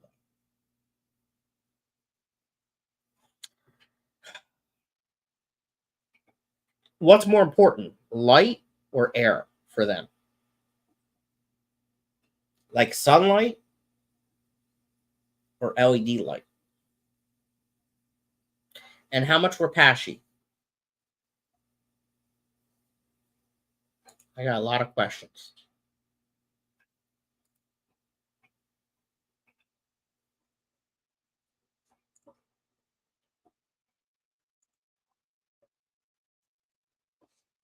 Hmm.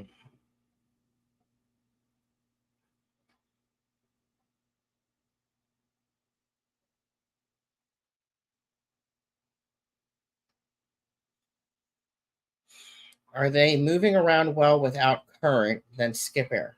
Oh, they're moving all around right now. And they're hopping all over the place. Look.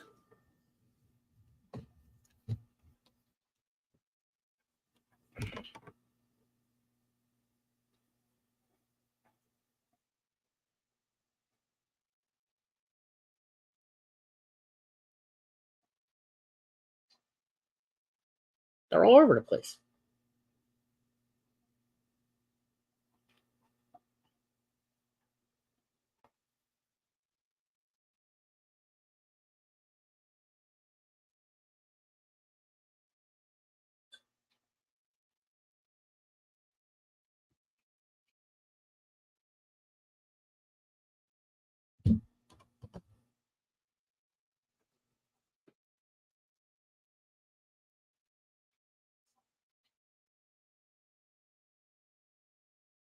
Light will grow algae. The Daphnia eat. I have my light on 18 hours. Okay. Those small jars are asking for a crash. I have two 10-gallon tanks and a 3-gallon jar just for Daphnia. I also keep snails in there to eat the dead Daphnia. Okay. So realistically, I'm not going to be able to keep the culture going.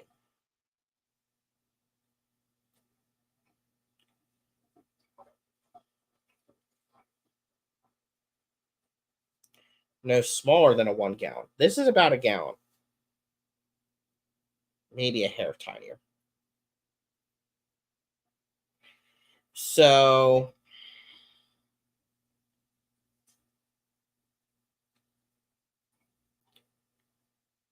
I'm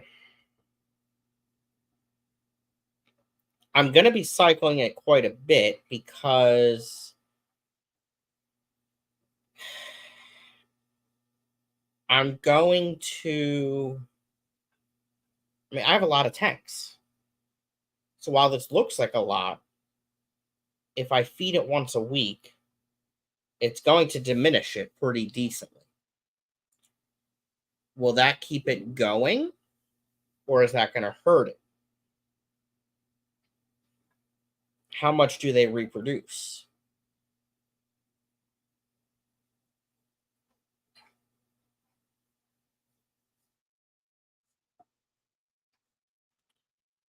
Do I. But again, like I said, if I get one good feeding for all my tanks out of this, it's worth it financially. If I get two, it's a bonus, the way I look at it.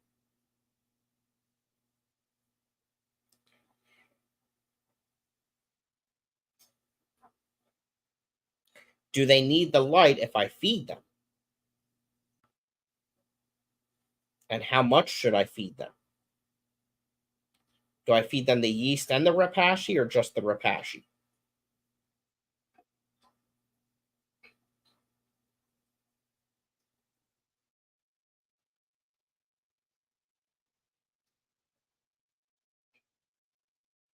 Hmm. They're pretty cool to watch, though.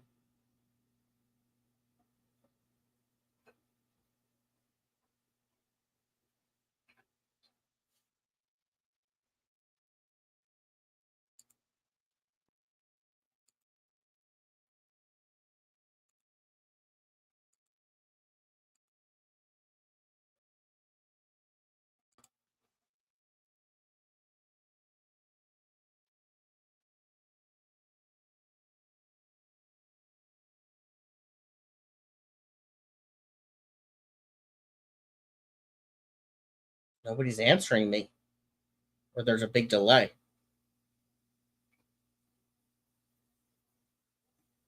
I feed mine yeast now.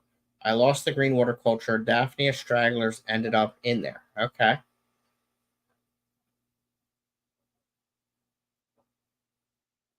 Just a pinch?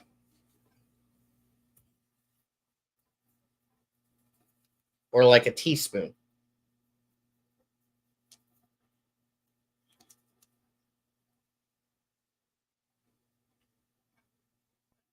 I got a starter from Fish Guy's Place thanks to Mike, All Things Fish giveaway. Nice. His name is Paul Pierre. He's a Killifish person. He's awesome. Highly recommend him. All right, Laura says small, so that means probably a pinch. So I'm going to do a pinch of yeast.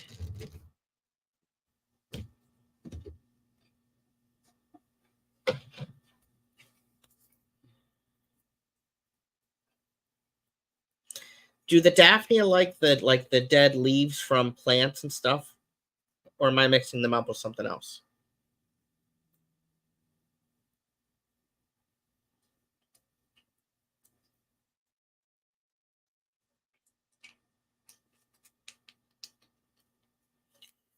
Give them a little sprinkler.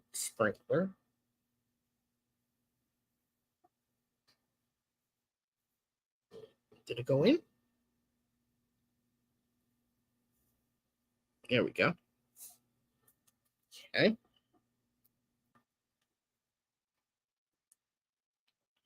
They reproduce quickly. They crash even quickly. Oh, gosh. It's best to keep as many different containers as possible. 5-gallon buckets are good. Oh. So for the volume of Daphne I add like a quarter of a teaspoon to a small bottle, shake it with water to dissolve it, then pour. Oh.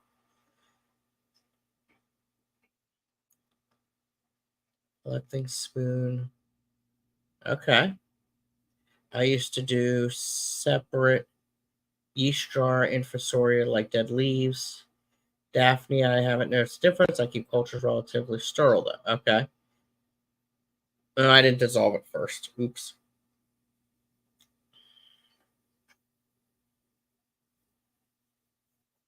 But then you can have a renewable food source without too much effort. A pond scum culture, I wouldn't call it a culture, right? All right, we'll give them a little bit of Rapashi too. Just a pinch.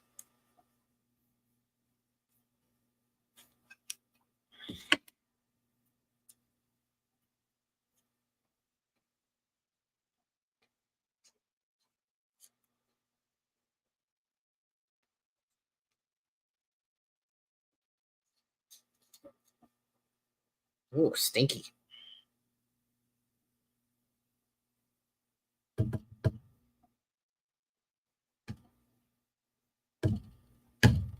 There we go.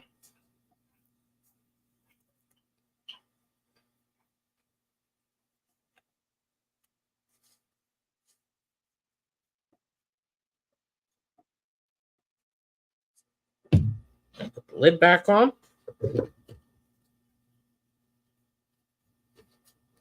Okay.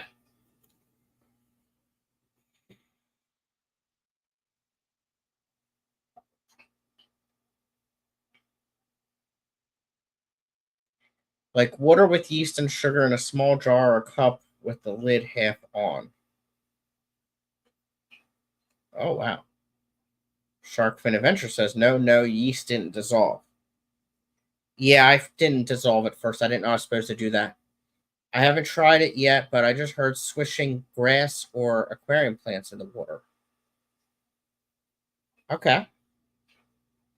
I forgot. I forget. Do you stream every Saturday night? I do not anymore.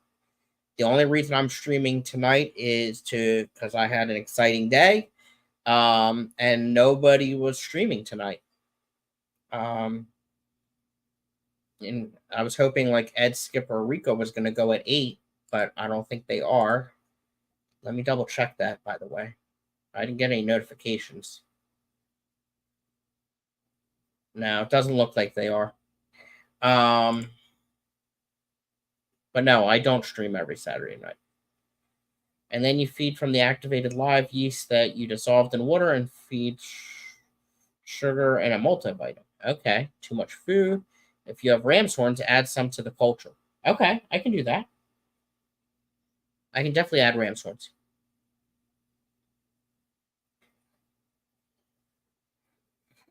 This lid is not that tight. It's not airtight.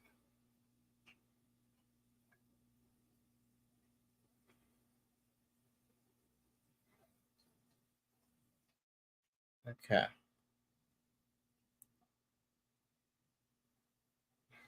All right. I will add a ram's horn. They're pretty cool looking though.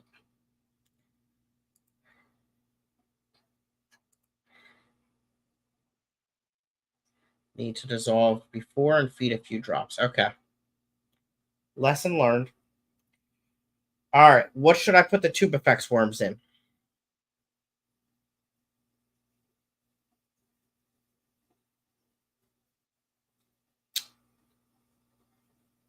I'm leaning towards streaming on Saturday nights. Awesome.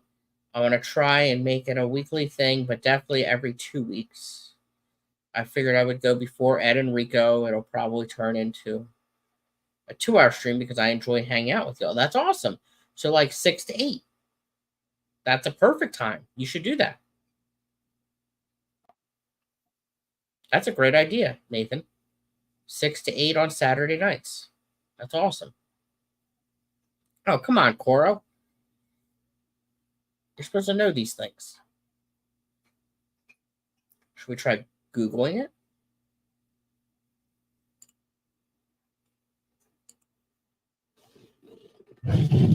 How to keep tuba effects worms alive.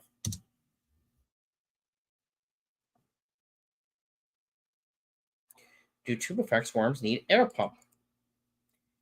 The key to keep tube effects worms still alive is do water changes once or twice a day. Keep the water stay clean. And bigger container is better to keep your worm in. Air pump is a very important thing and very useful to keep your worm oxygenated. What the heck? What do I feed tube effects worms? Finely ground fish food. Perfect. They like decaying plant matter. Okay. Small amount of yeast. Do tube effects worms need oxygen? Many can tolerate low dissolved oxygen levels and high levels of organic pollutants. They can be a sign of work. Worms survive without air. Oh, wait, we're talking about different worms now.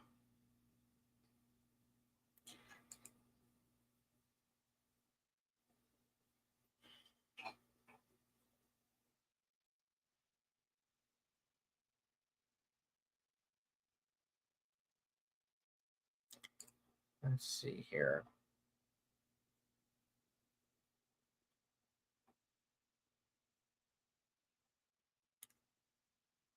Um,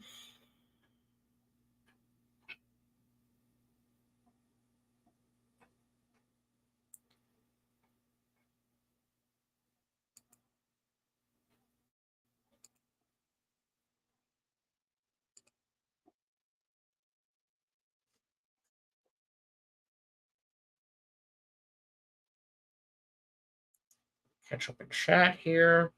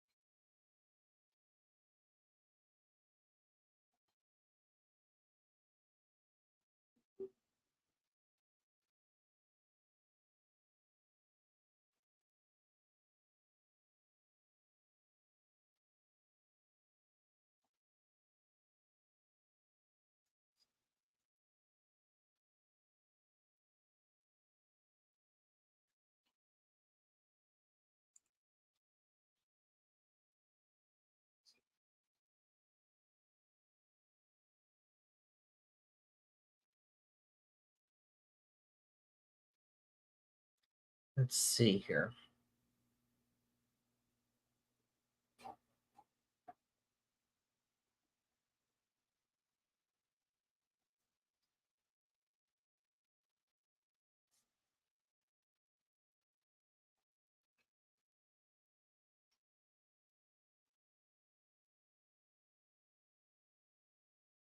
What?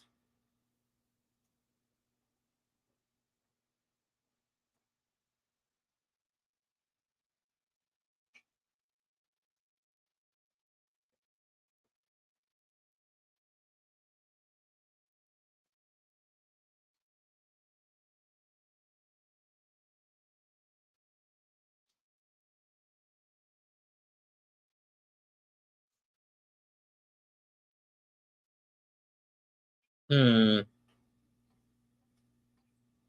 Not very good information here.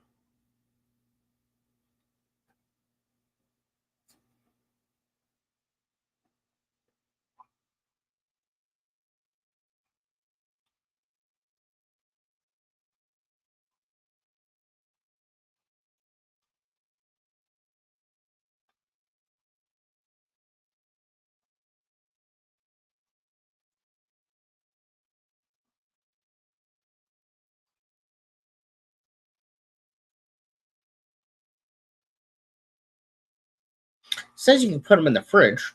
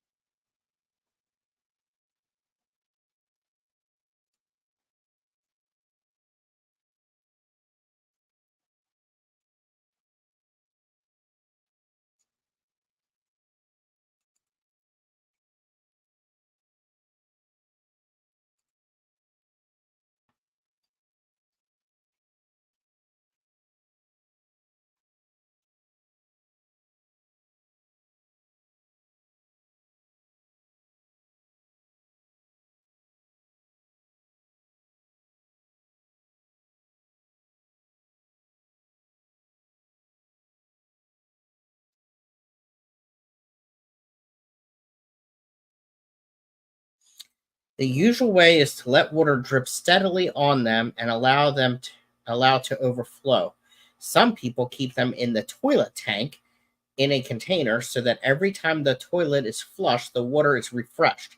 Personally, I wouldn't use them as there is too much risk of pathogens or parasites.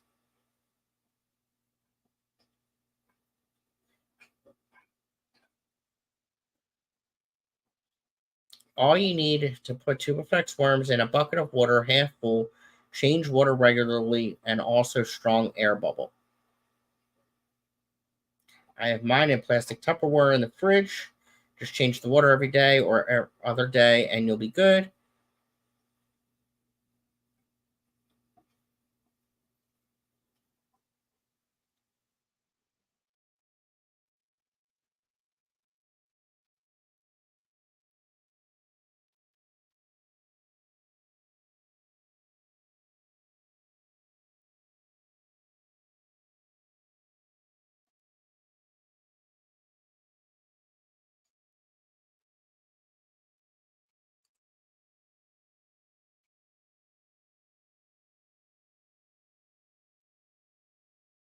Aquarium breeder. Found it. Let me catch up in chat here.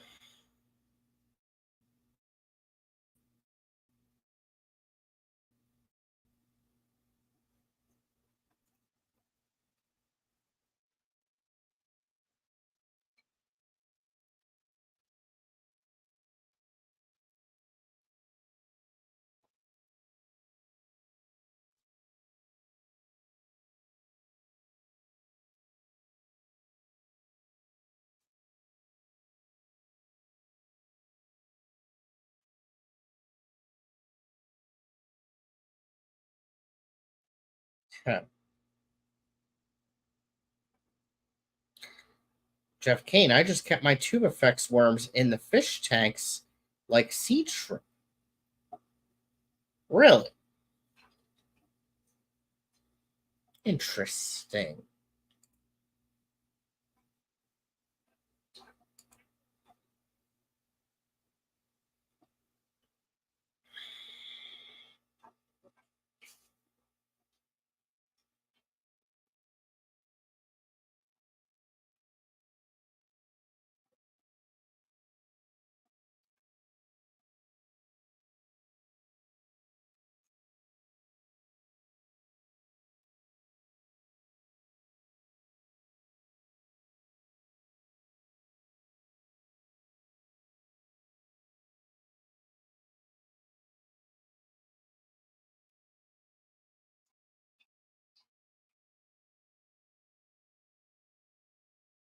Oh, they lay eggs. Up to 300 eggs per worm in 100 days. Holy crap.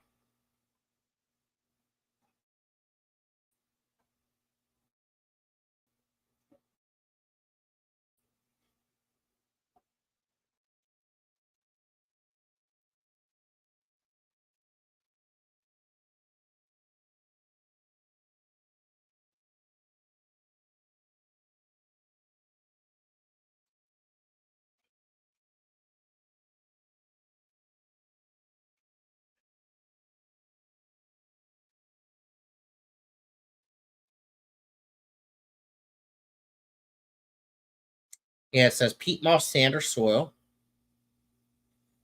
airstone, spirulina fish food or blanched vegetables. Add a thin layer of the substrate into the tank.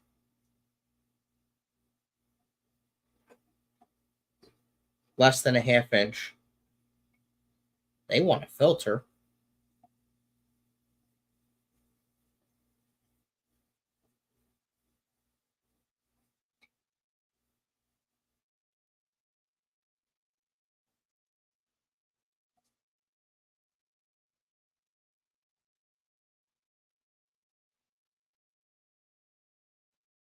Hmm.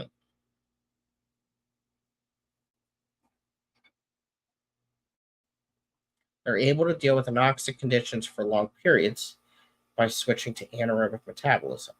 Nonetheless, such conditions will be suboptimal for their growth and reproduction. Strongly recommend to use any type of aeration. Okay.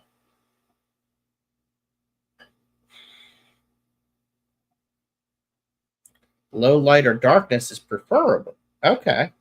So I could put them like on the ground under the shelf.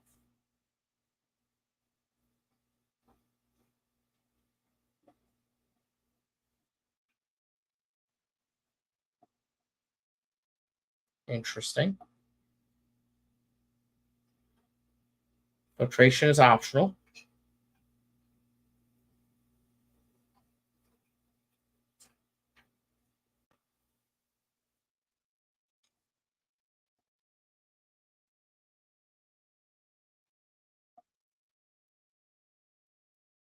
Okay. Interesting.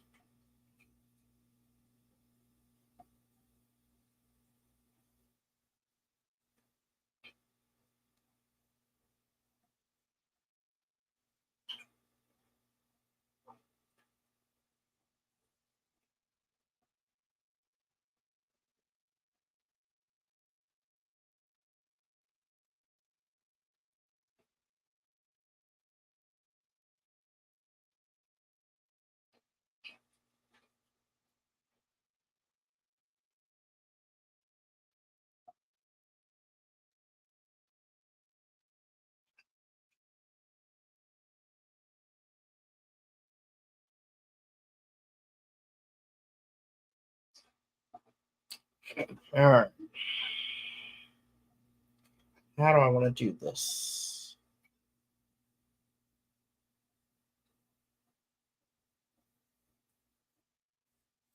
I need to find another container. Please hold.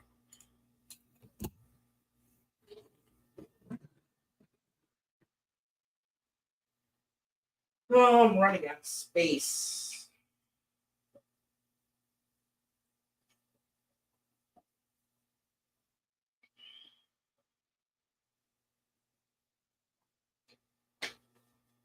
It didn't say if I need a lid.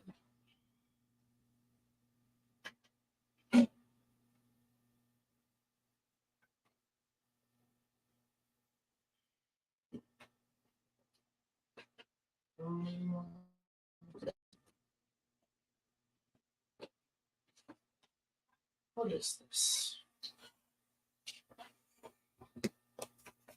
Is this gravel? Eco Complete. I forgot I had this stuff. Actually, I'm gonna use that for my immersed bin.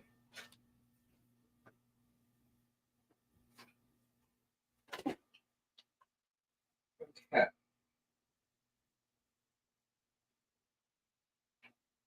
Substrate.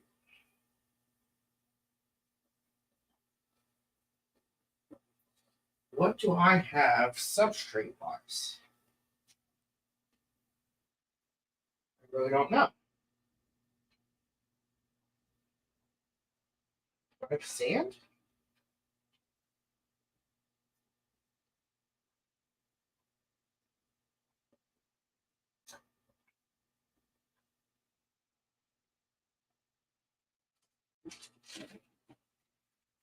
Sand? I got sand.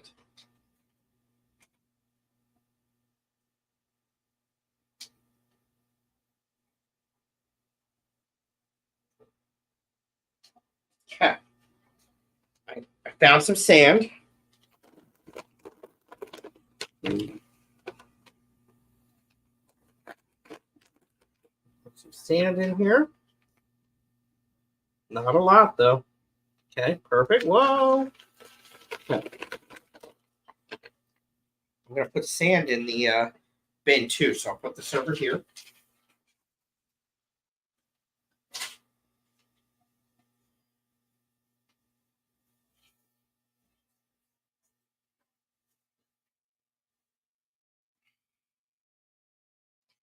And then it said to use dirty aquarium water.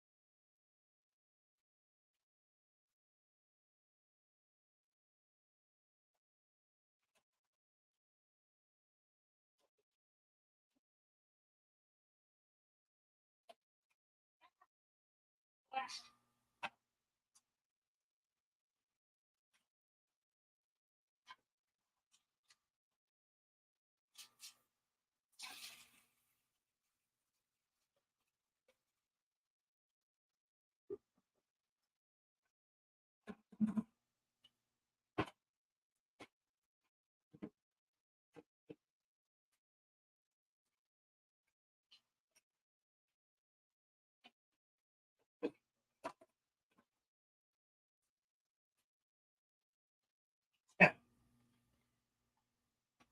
Next, we're going to put the tube effects worms into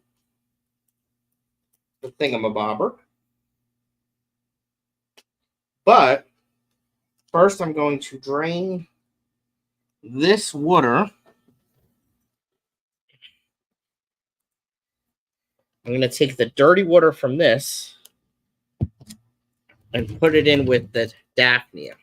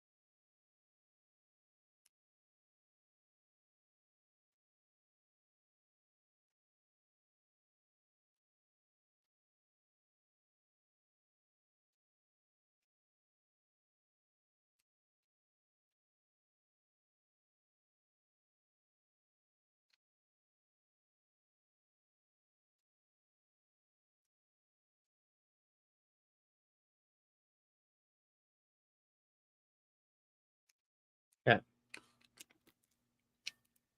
The lid back on.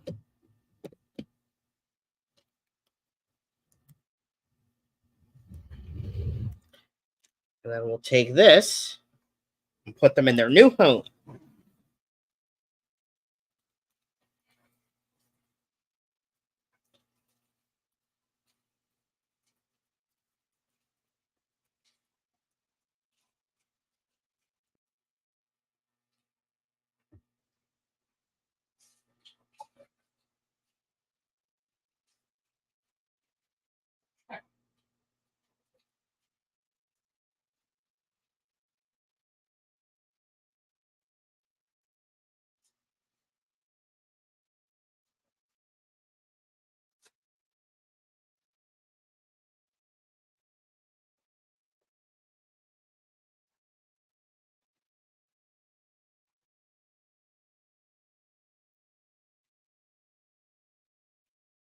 Do I put a lid on it? Do I have a lid for it? Probably should have thought about that earlier. Do they need a lid?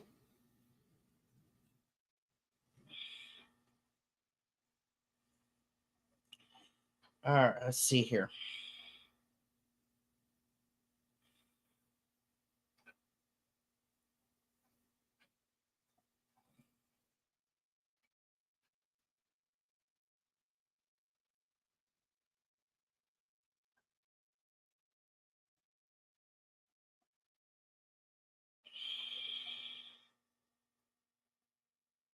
Hmm.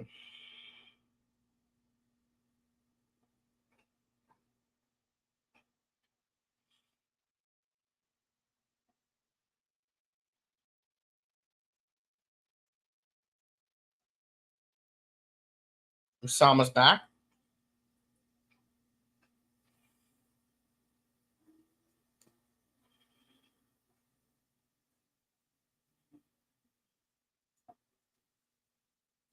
They're tube effects, Jeff, not platforms.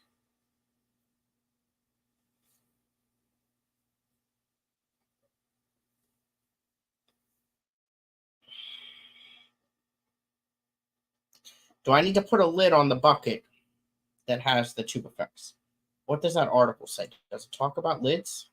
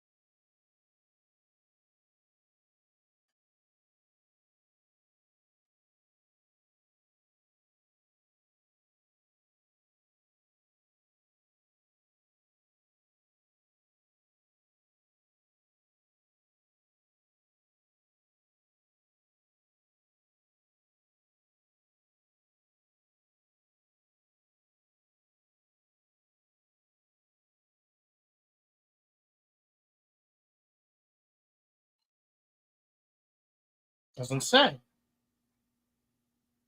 Oh, wait, there's questions.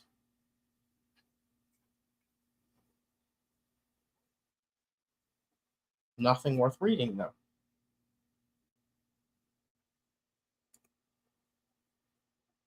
Okay.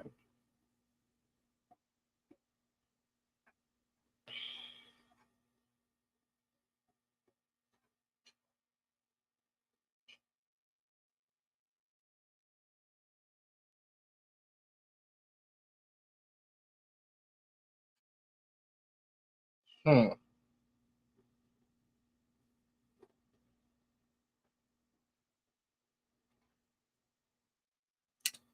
All right. So the Daphne is going to go near a light.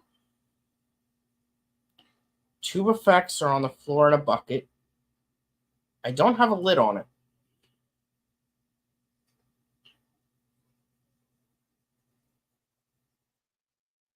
Oh, I need to feed the tube effects.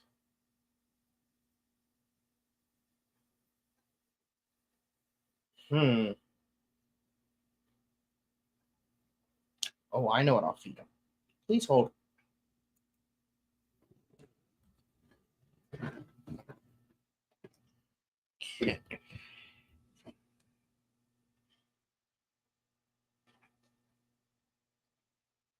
Where is that airline? Oh. Oh, snappies. I do have an airline. And I got a light right here. This could work out tremendous.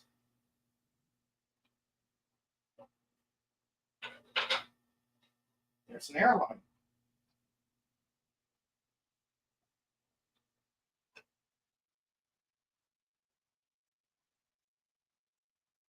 There's no air coming out.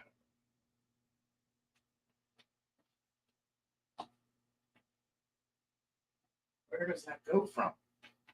Oh, it's all the way over there. Okay, hold on. We can do this.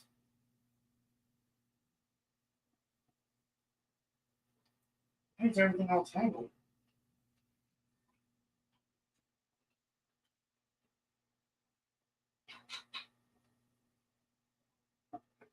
Okay.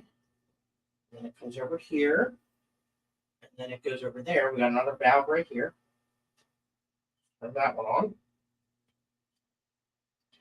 Still don't have air. Still don't have air. Okay.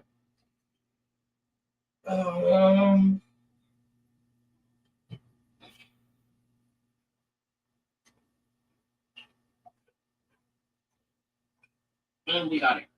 Okay.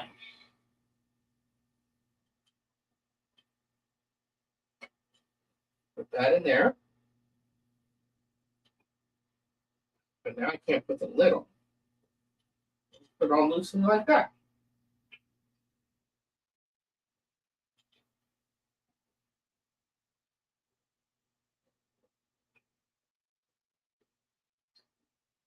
There we go. I got the lid on. Perfect.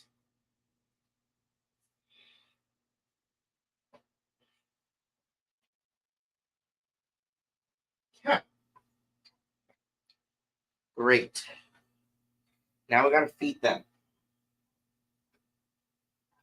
So we'll go over here. We'll get some of this. And we'll feed them this.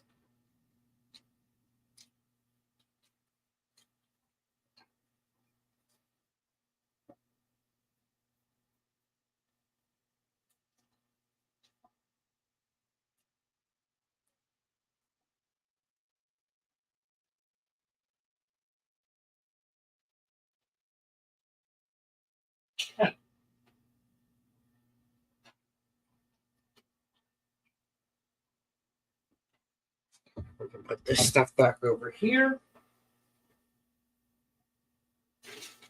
Put this stuff up on the table.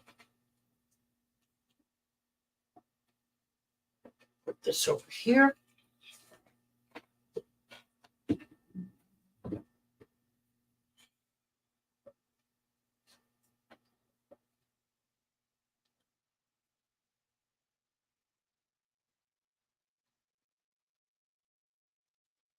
I think I need a lid for these tube effects forms. Problem is, I just don't know where it is.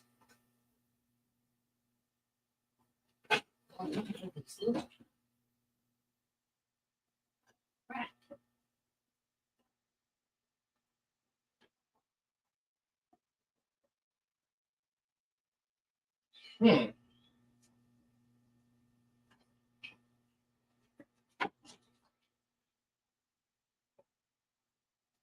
Ooh, critter people. Ooh. Spawning mop.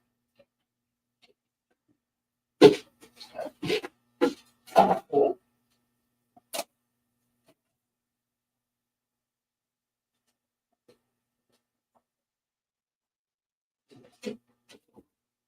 Forgot I had these. It's awesome.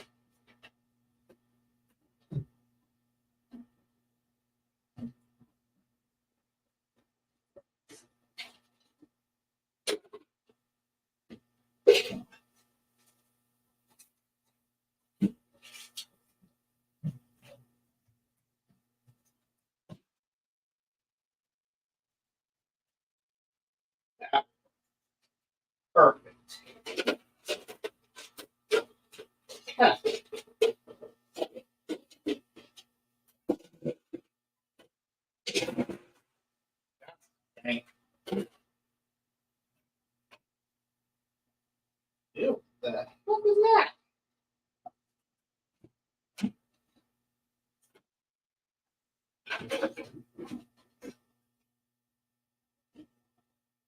So,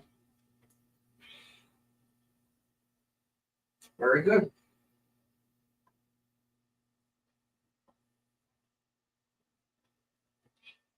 Huh.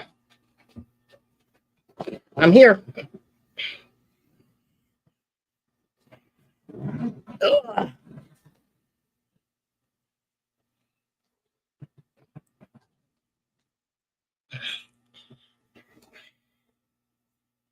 All right. So what I did, Daphnia culture on the fish rack with a very slow bubbler. Lid is on though. Tube effects in a bucket with sand and a bucket over top of it because I couldn't find the lid. Under the rack on the floor. So it's dark. And I fed them.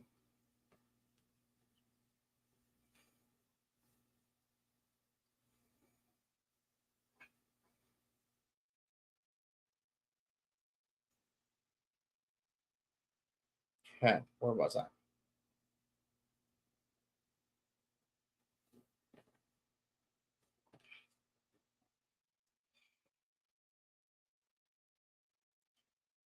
Oh,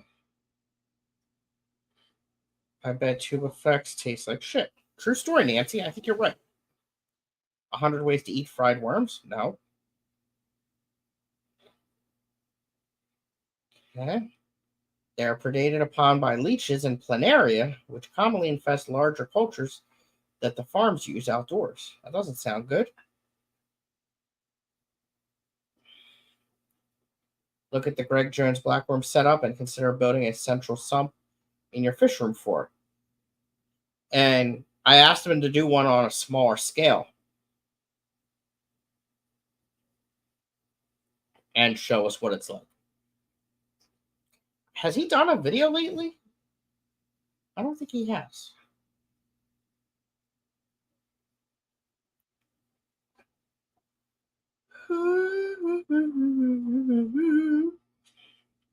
I know lots of people were getting blackworms with other issues and parasites, so I feel like they just got a bad name at some point.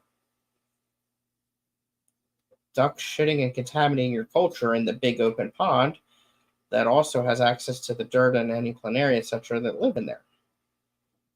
Start a blackworm farm and corner the fish fam market. That's a really good idea.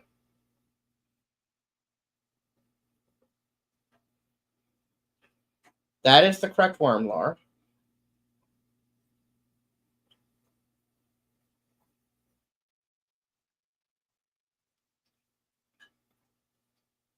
Because they were told to keep them in Tupperware in the fridge instead of creating a sustainable culture. Right.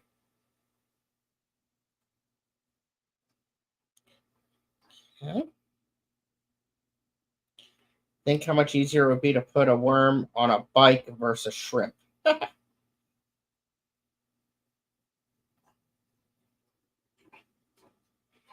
Oh, that's fine. Okay. I got an email.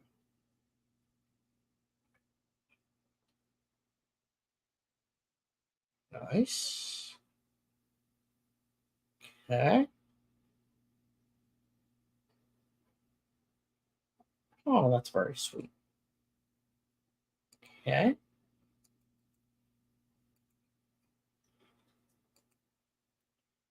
Okay. Koro with the bottom half turning like an arm turning a crank. Oh, Zeddy.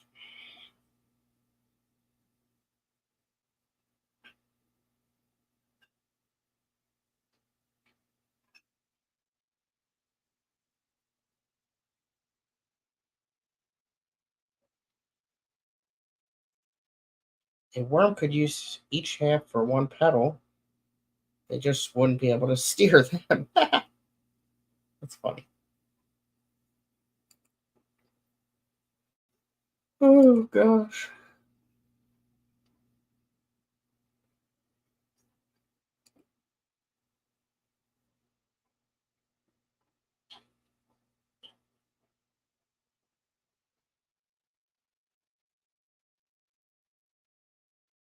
What else do I have to do? I need to go through all my other cultures and see what's good and what's not, and then divide up these new ones amongst them so I have multiple going. I really don't feel like doing that tonight, though.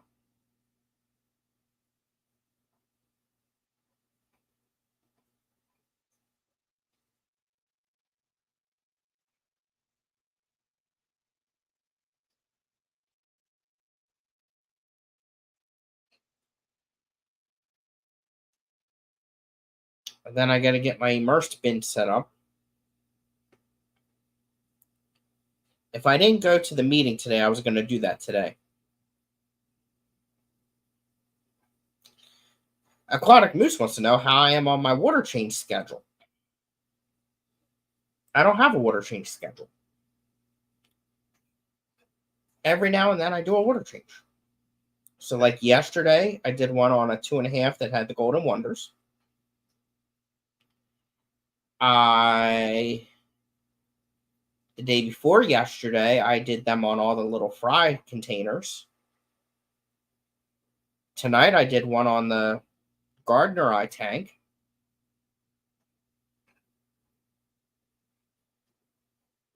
Monday, I'll do one on the 20-gallon CO2 tank.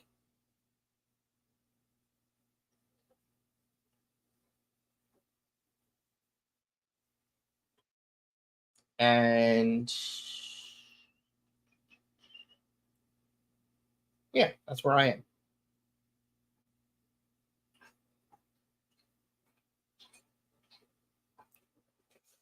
Ooh, let me check my phone. I haven't looked at it in a while. I got an email. Don't care. Got a text. 11.5's deck gun is out of service. How do they even know that?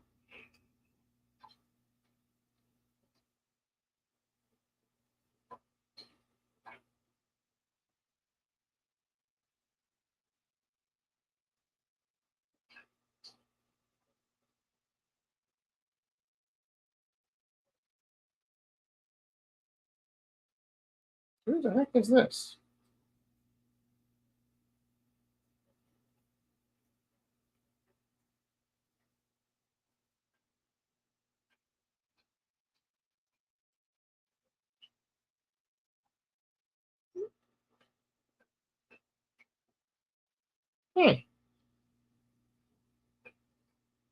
Turn around every now and then. I change a little bit of water that when I see the fish's pain in their eyes. No, I do it more than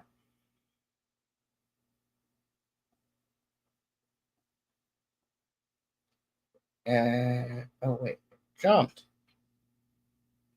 Did I see that?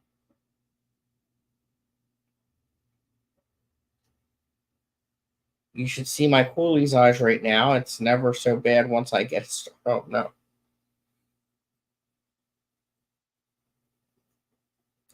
Whoa.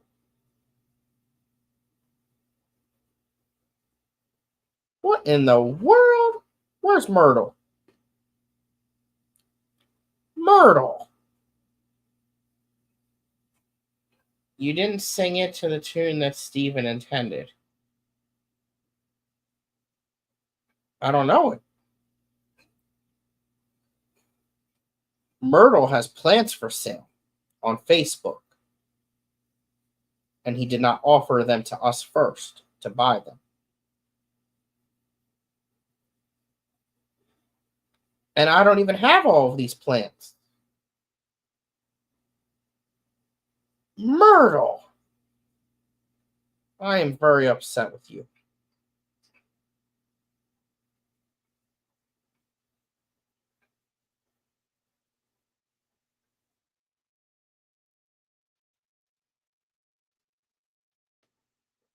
Let Myrtle make money. Yeah, but he can offer them to us to buy first. I'll pay money. I'm sure. Wait. Oh, Total Eclipse of the Heart. I know that song.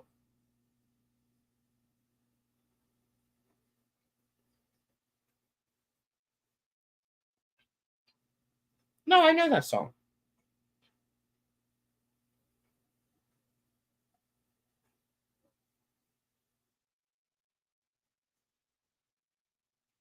That's a good idea, Nancy.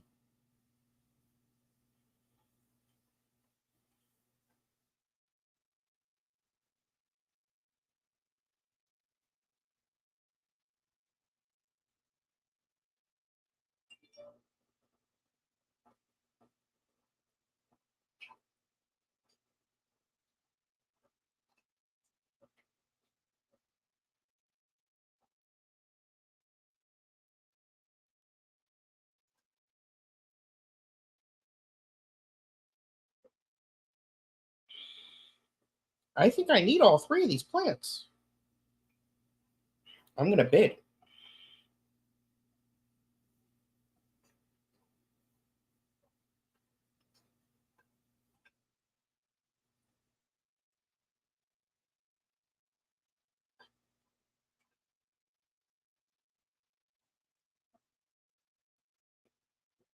Mm.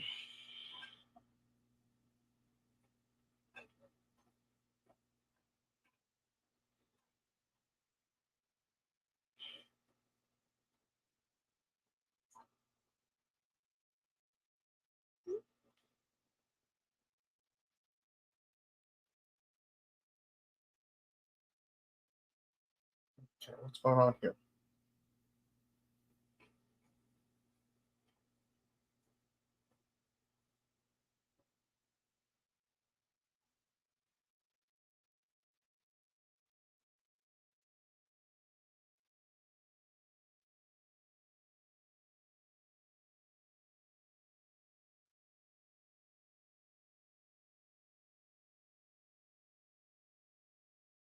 Okay, there we go.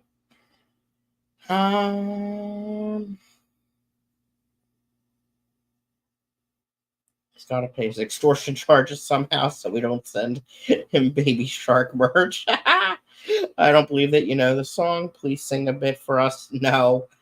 Moose, when was the last time you went to one of the auctions? I'm not sure Pay's double is accurate. He had better be so glad it wasn't his secret Santa. I wasn't his secret Santa. He would have had an excess of infant fish paraphernalia. Nancy, I almost was his as a backup, and I told him he got lucky that it worked out. Turn around, lamp eye, every now and then a Kelly jumps.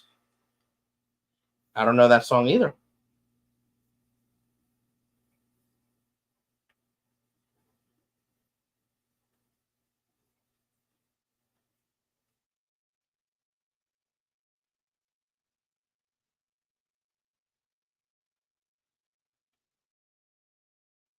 What is this?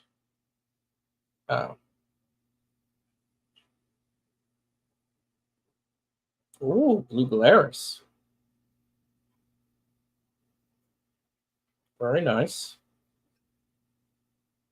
Okay. What's this? What? Why am I so behind? Okay. Okay.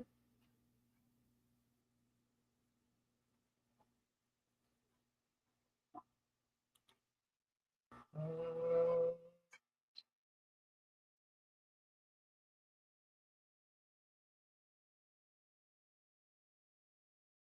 hmm,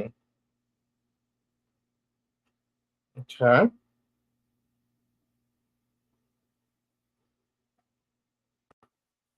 Cool. And then this one. Ooh, I like that. Okay.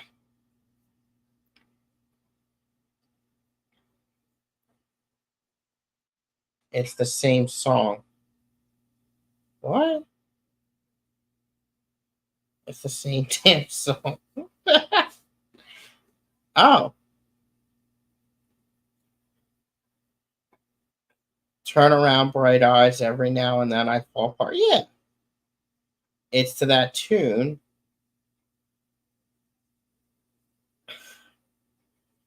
Made for Scotty with Norman's Lamp by Killifish. Yeah, see, you're throwing me off with the lyrics, you know?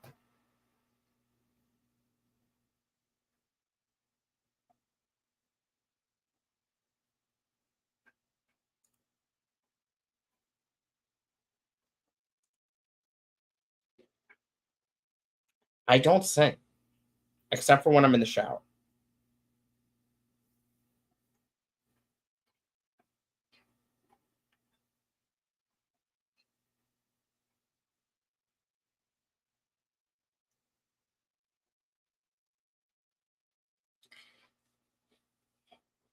Every Weird Al song is a brand new song. Weird Al, that's a band. Weird Al. Weird Al, it begins with a Y. Not Yank Me.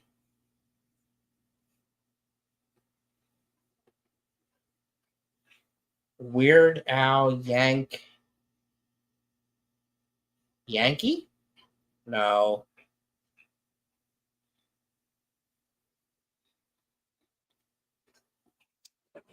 What the heck is the name of it?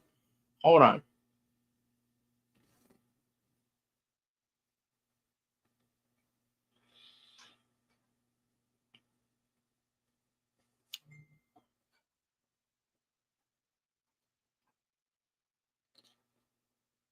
Weird Al Yank. It Yank something.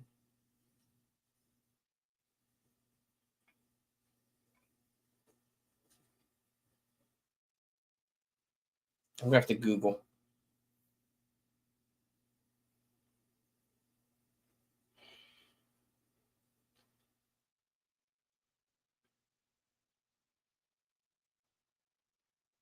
Weird Yankovic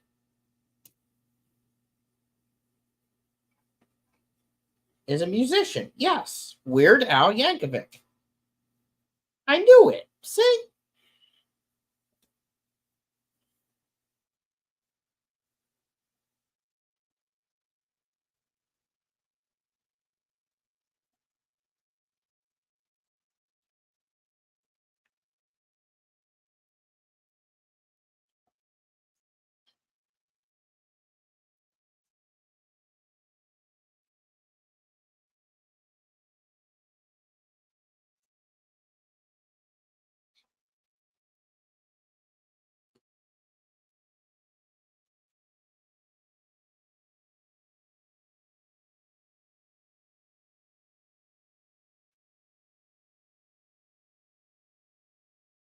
Oh, Jenna, you knew what I meant.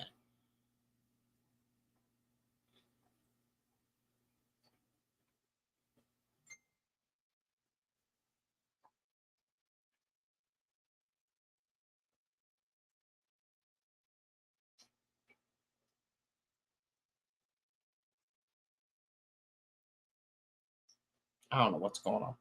All right. I think on that note, where is it? Let me get it.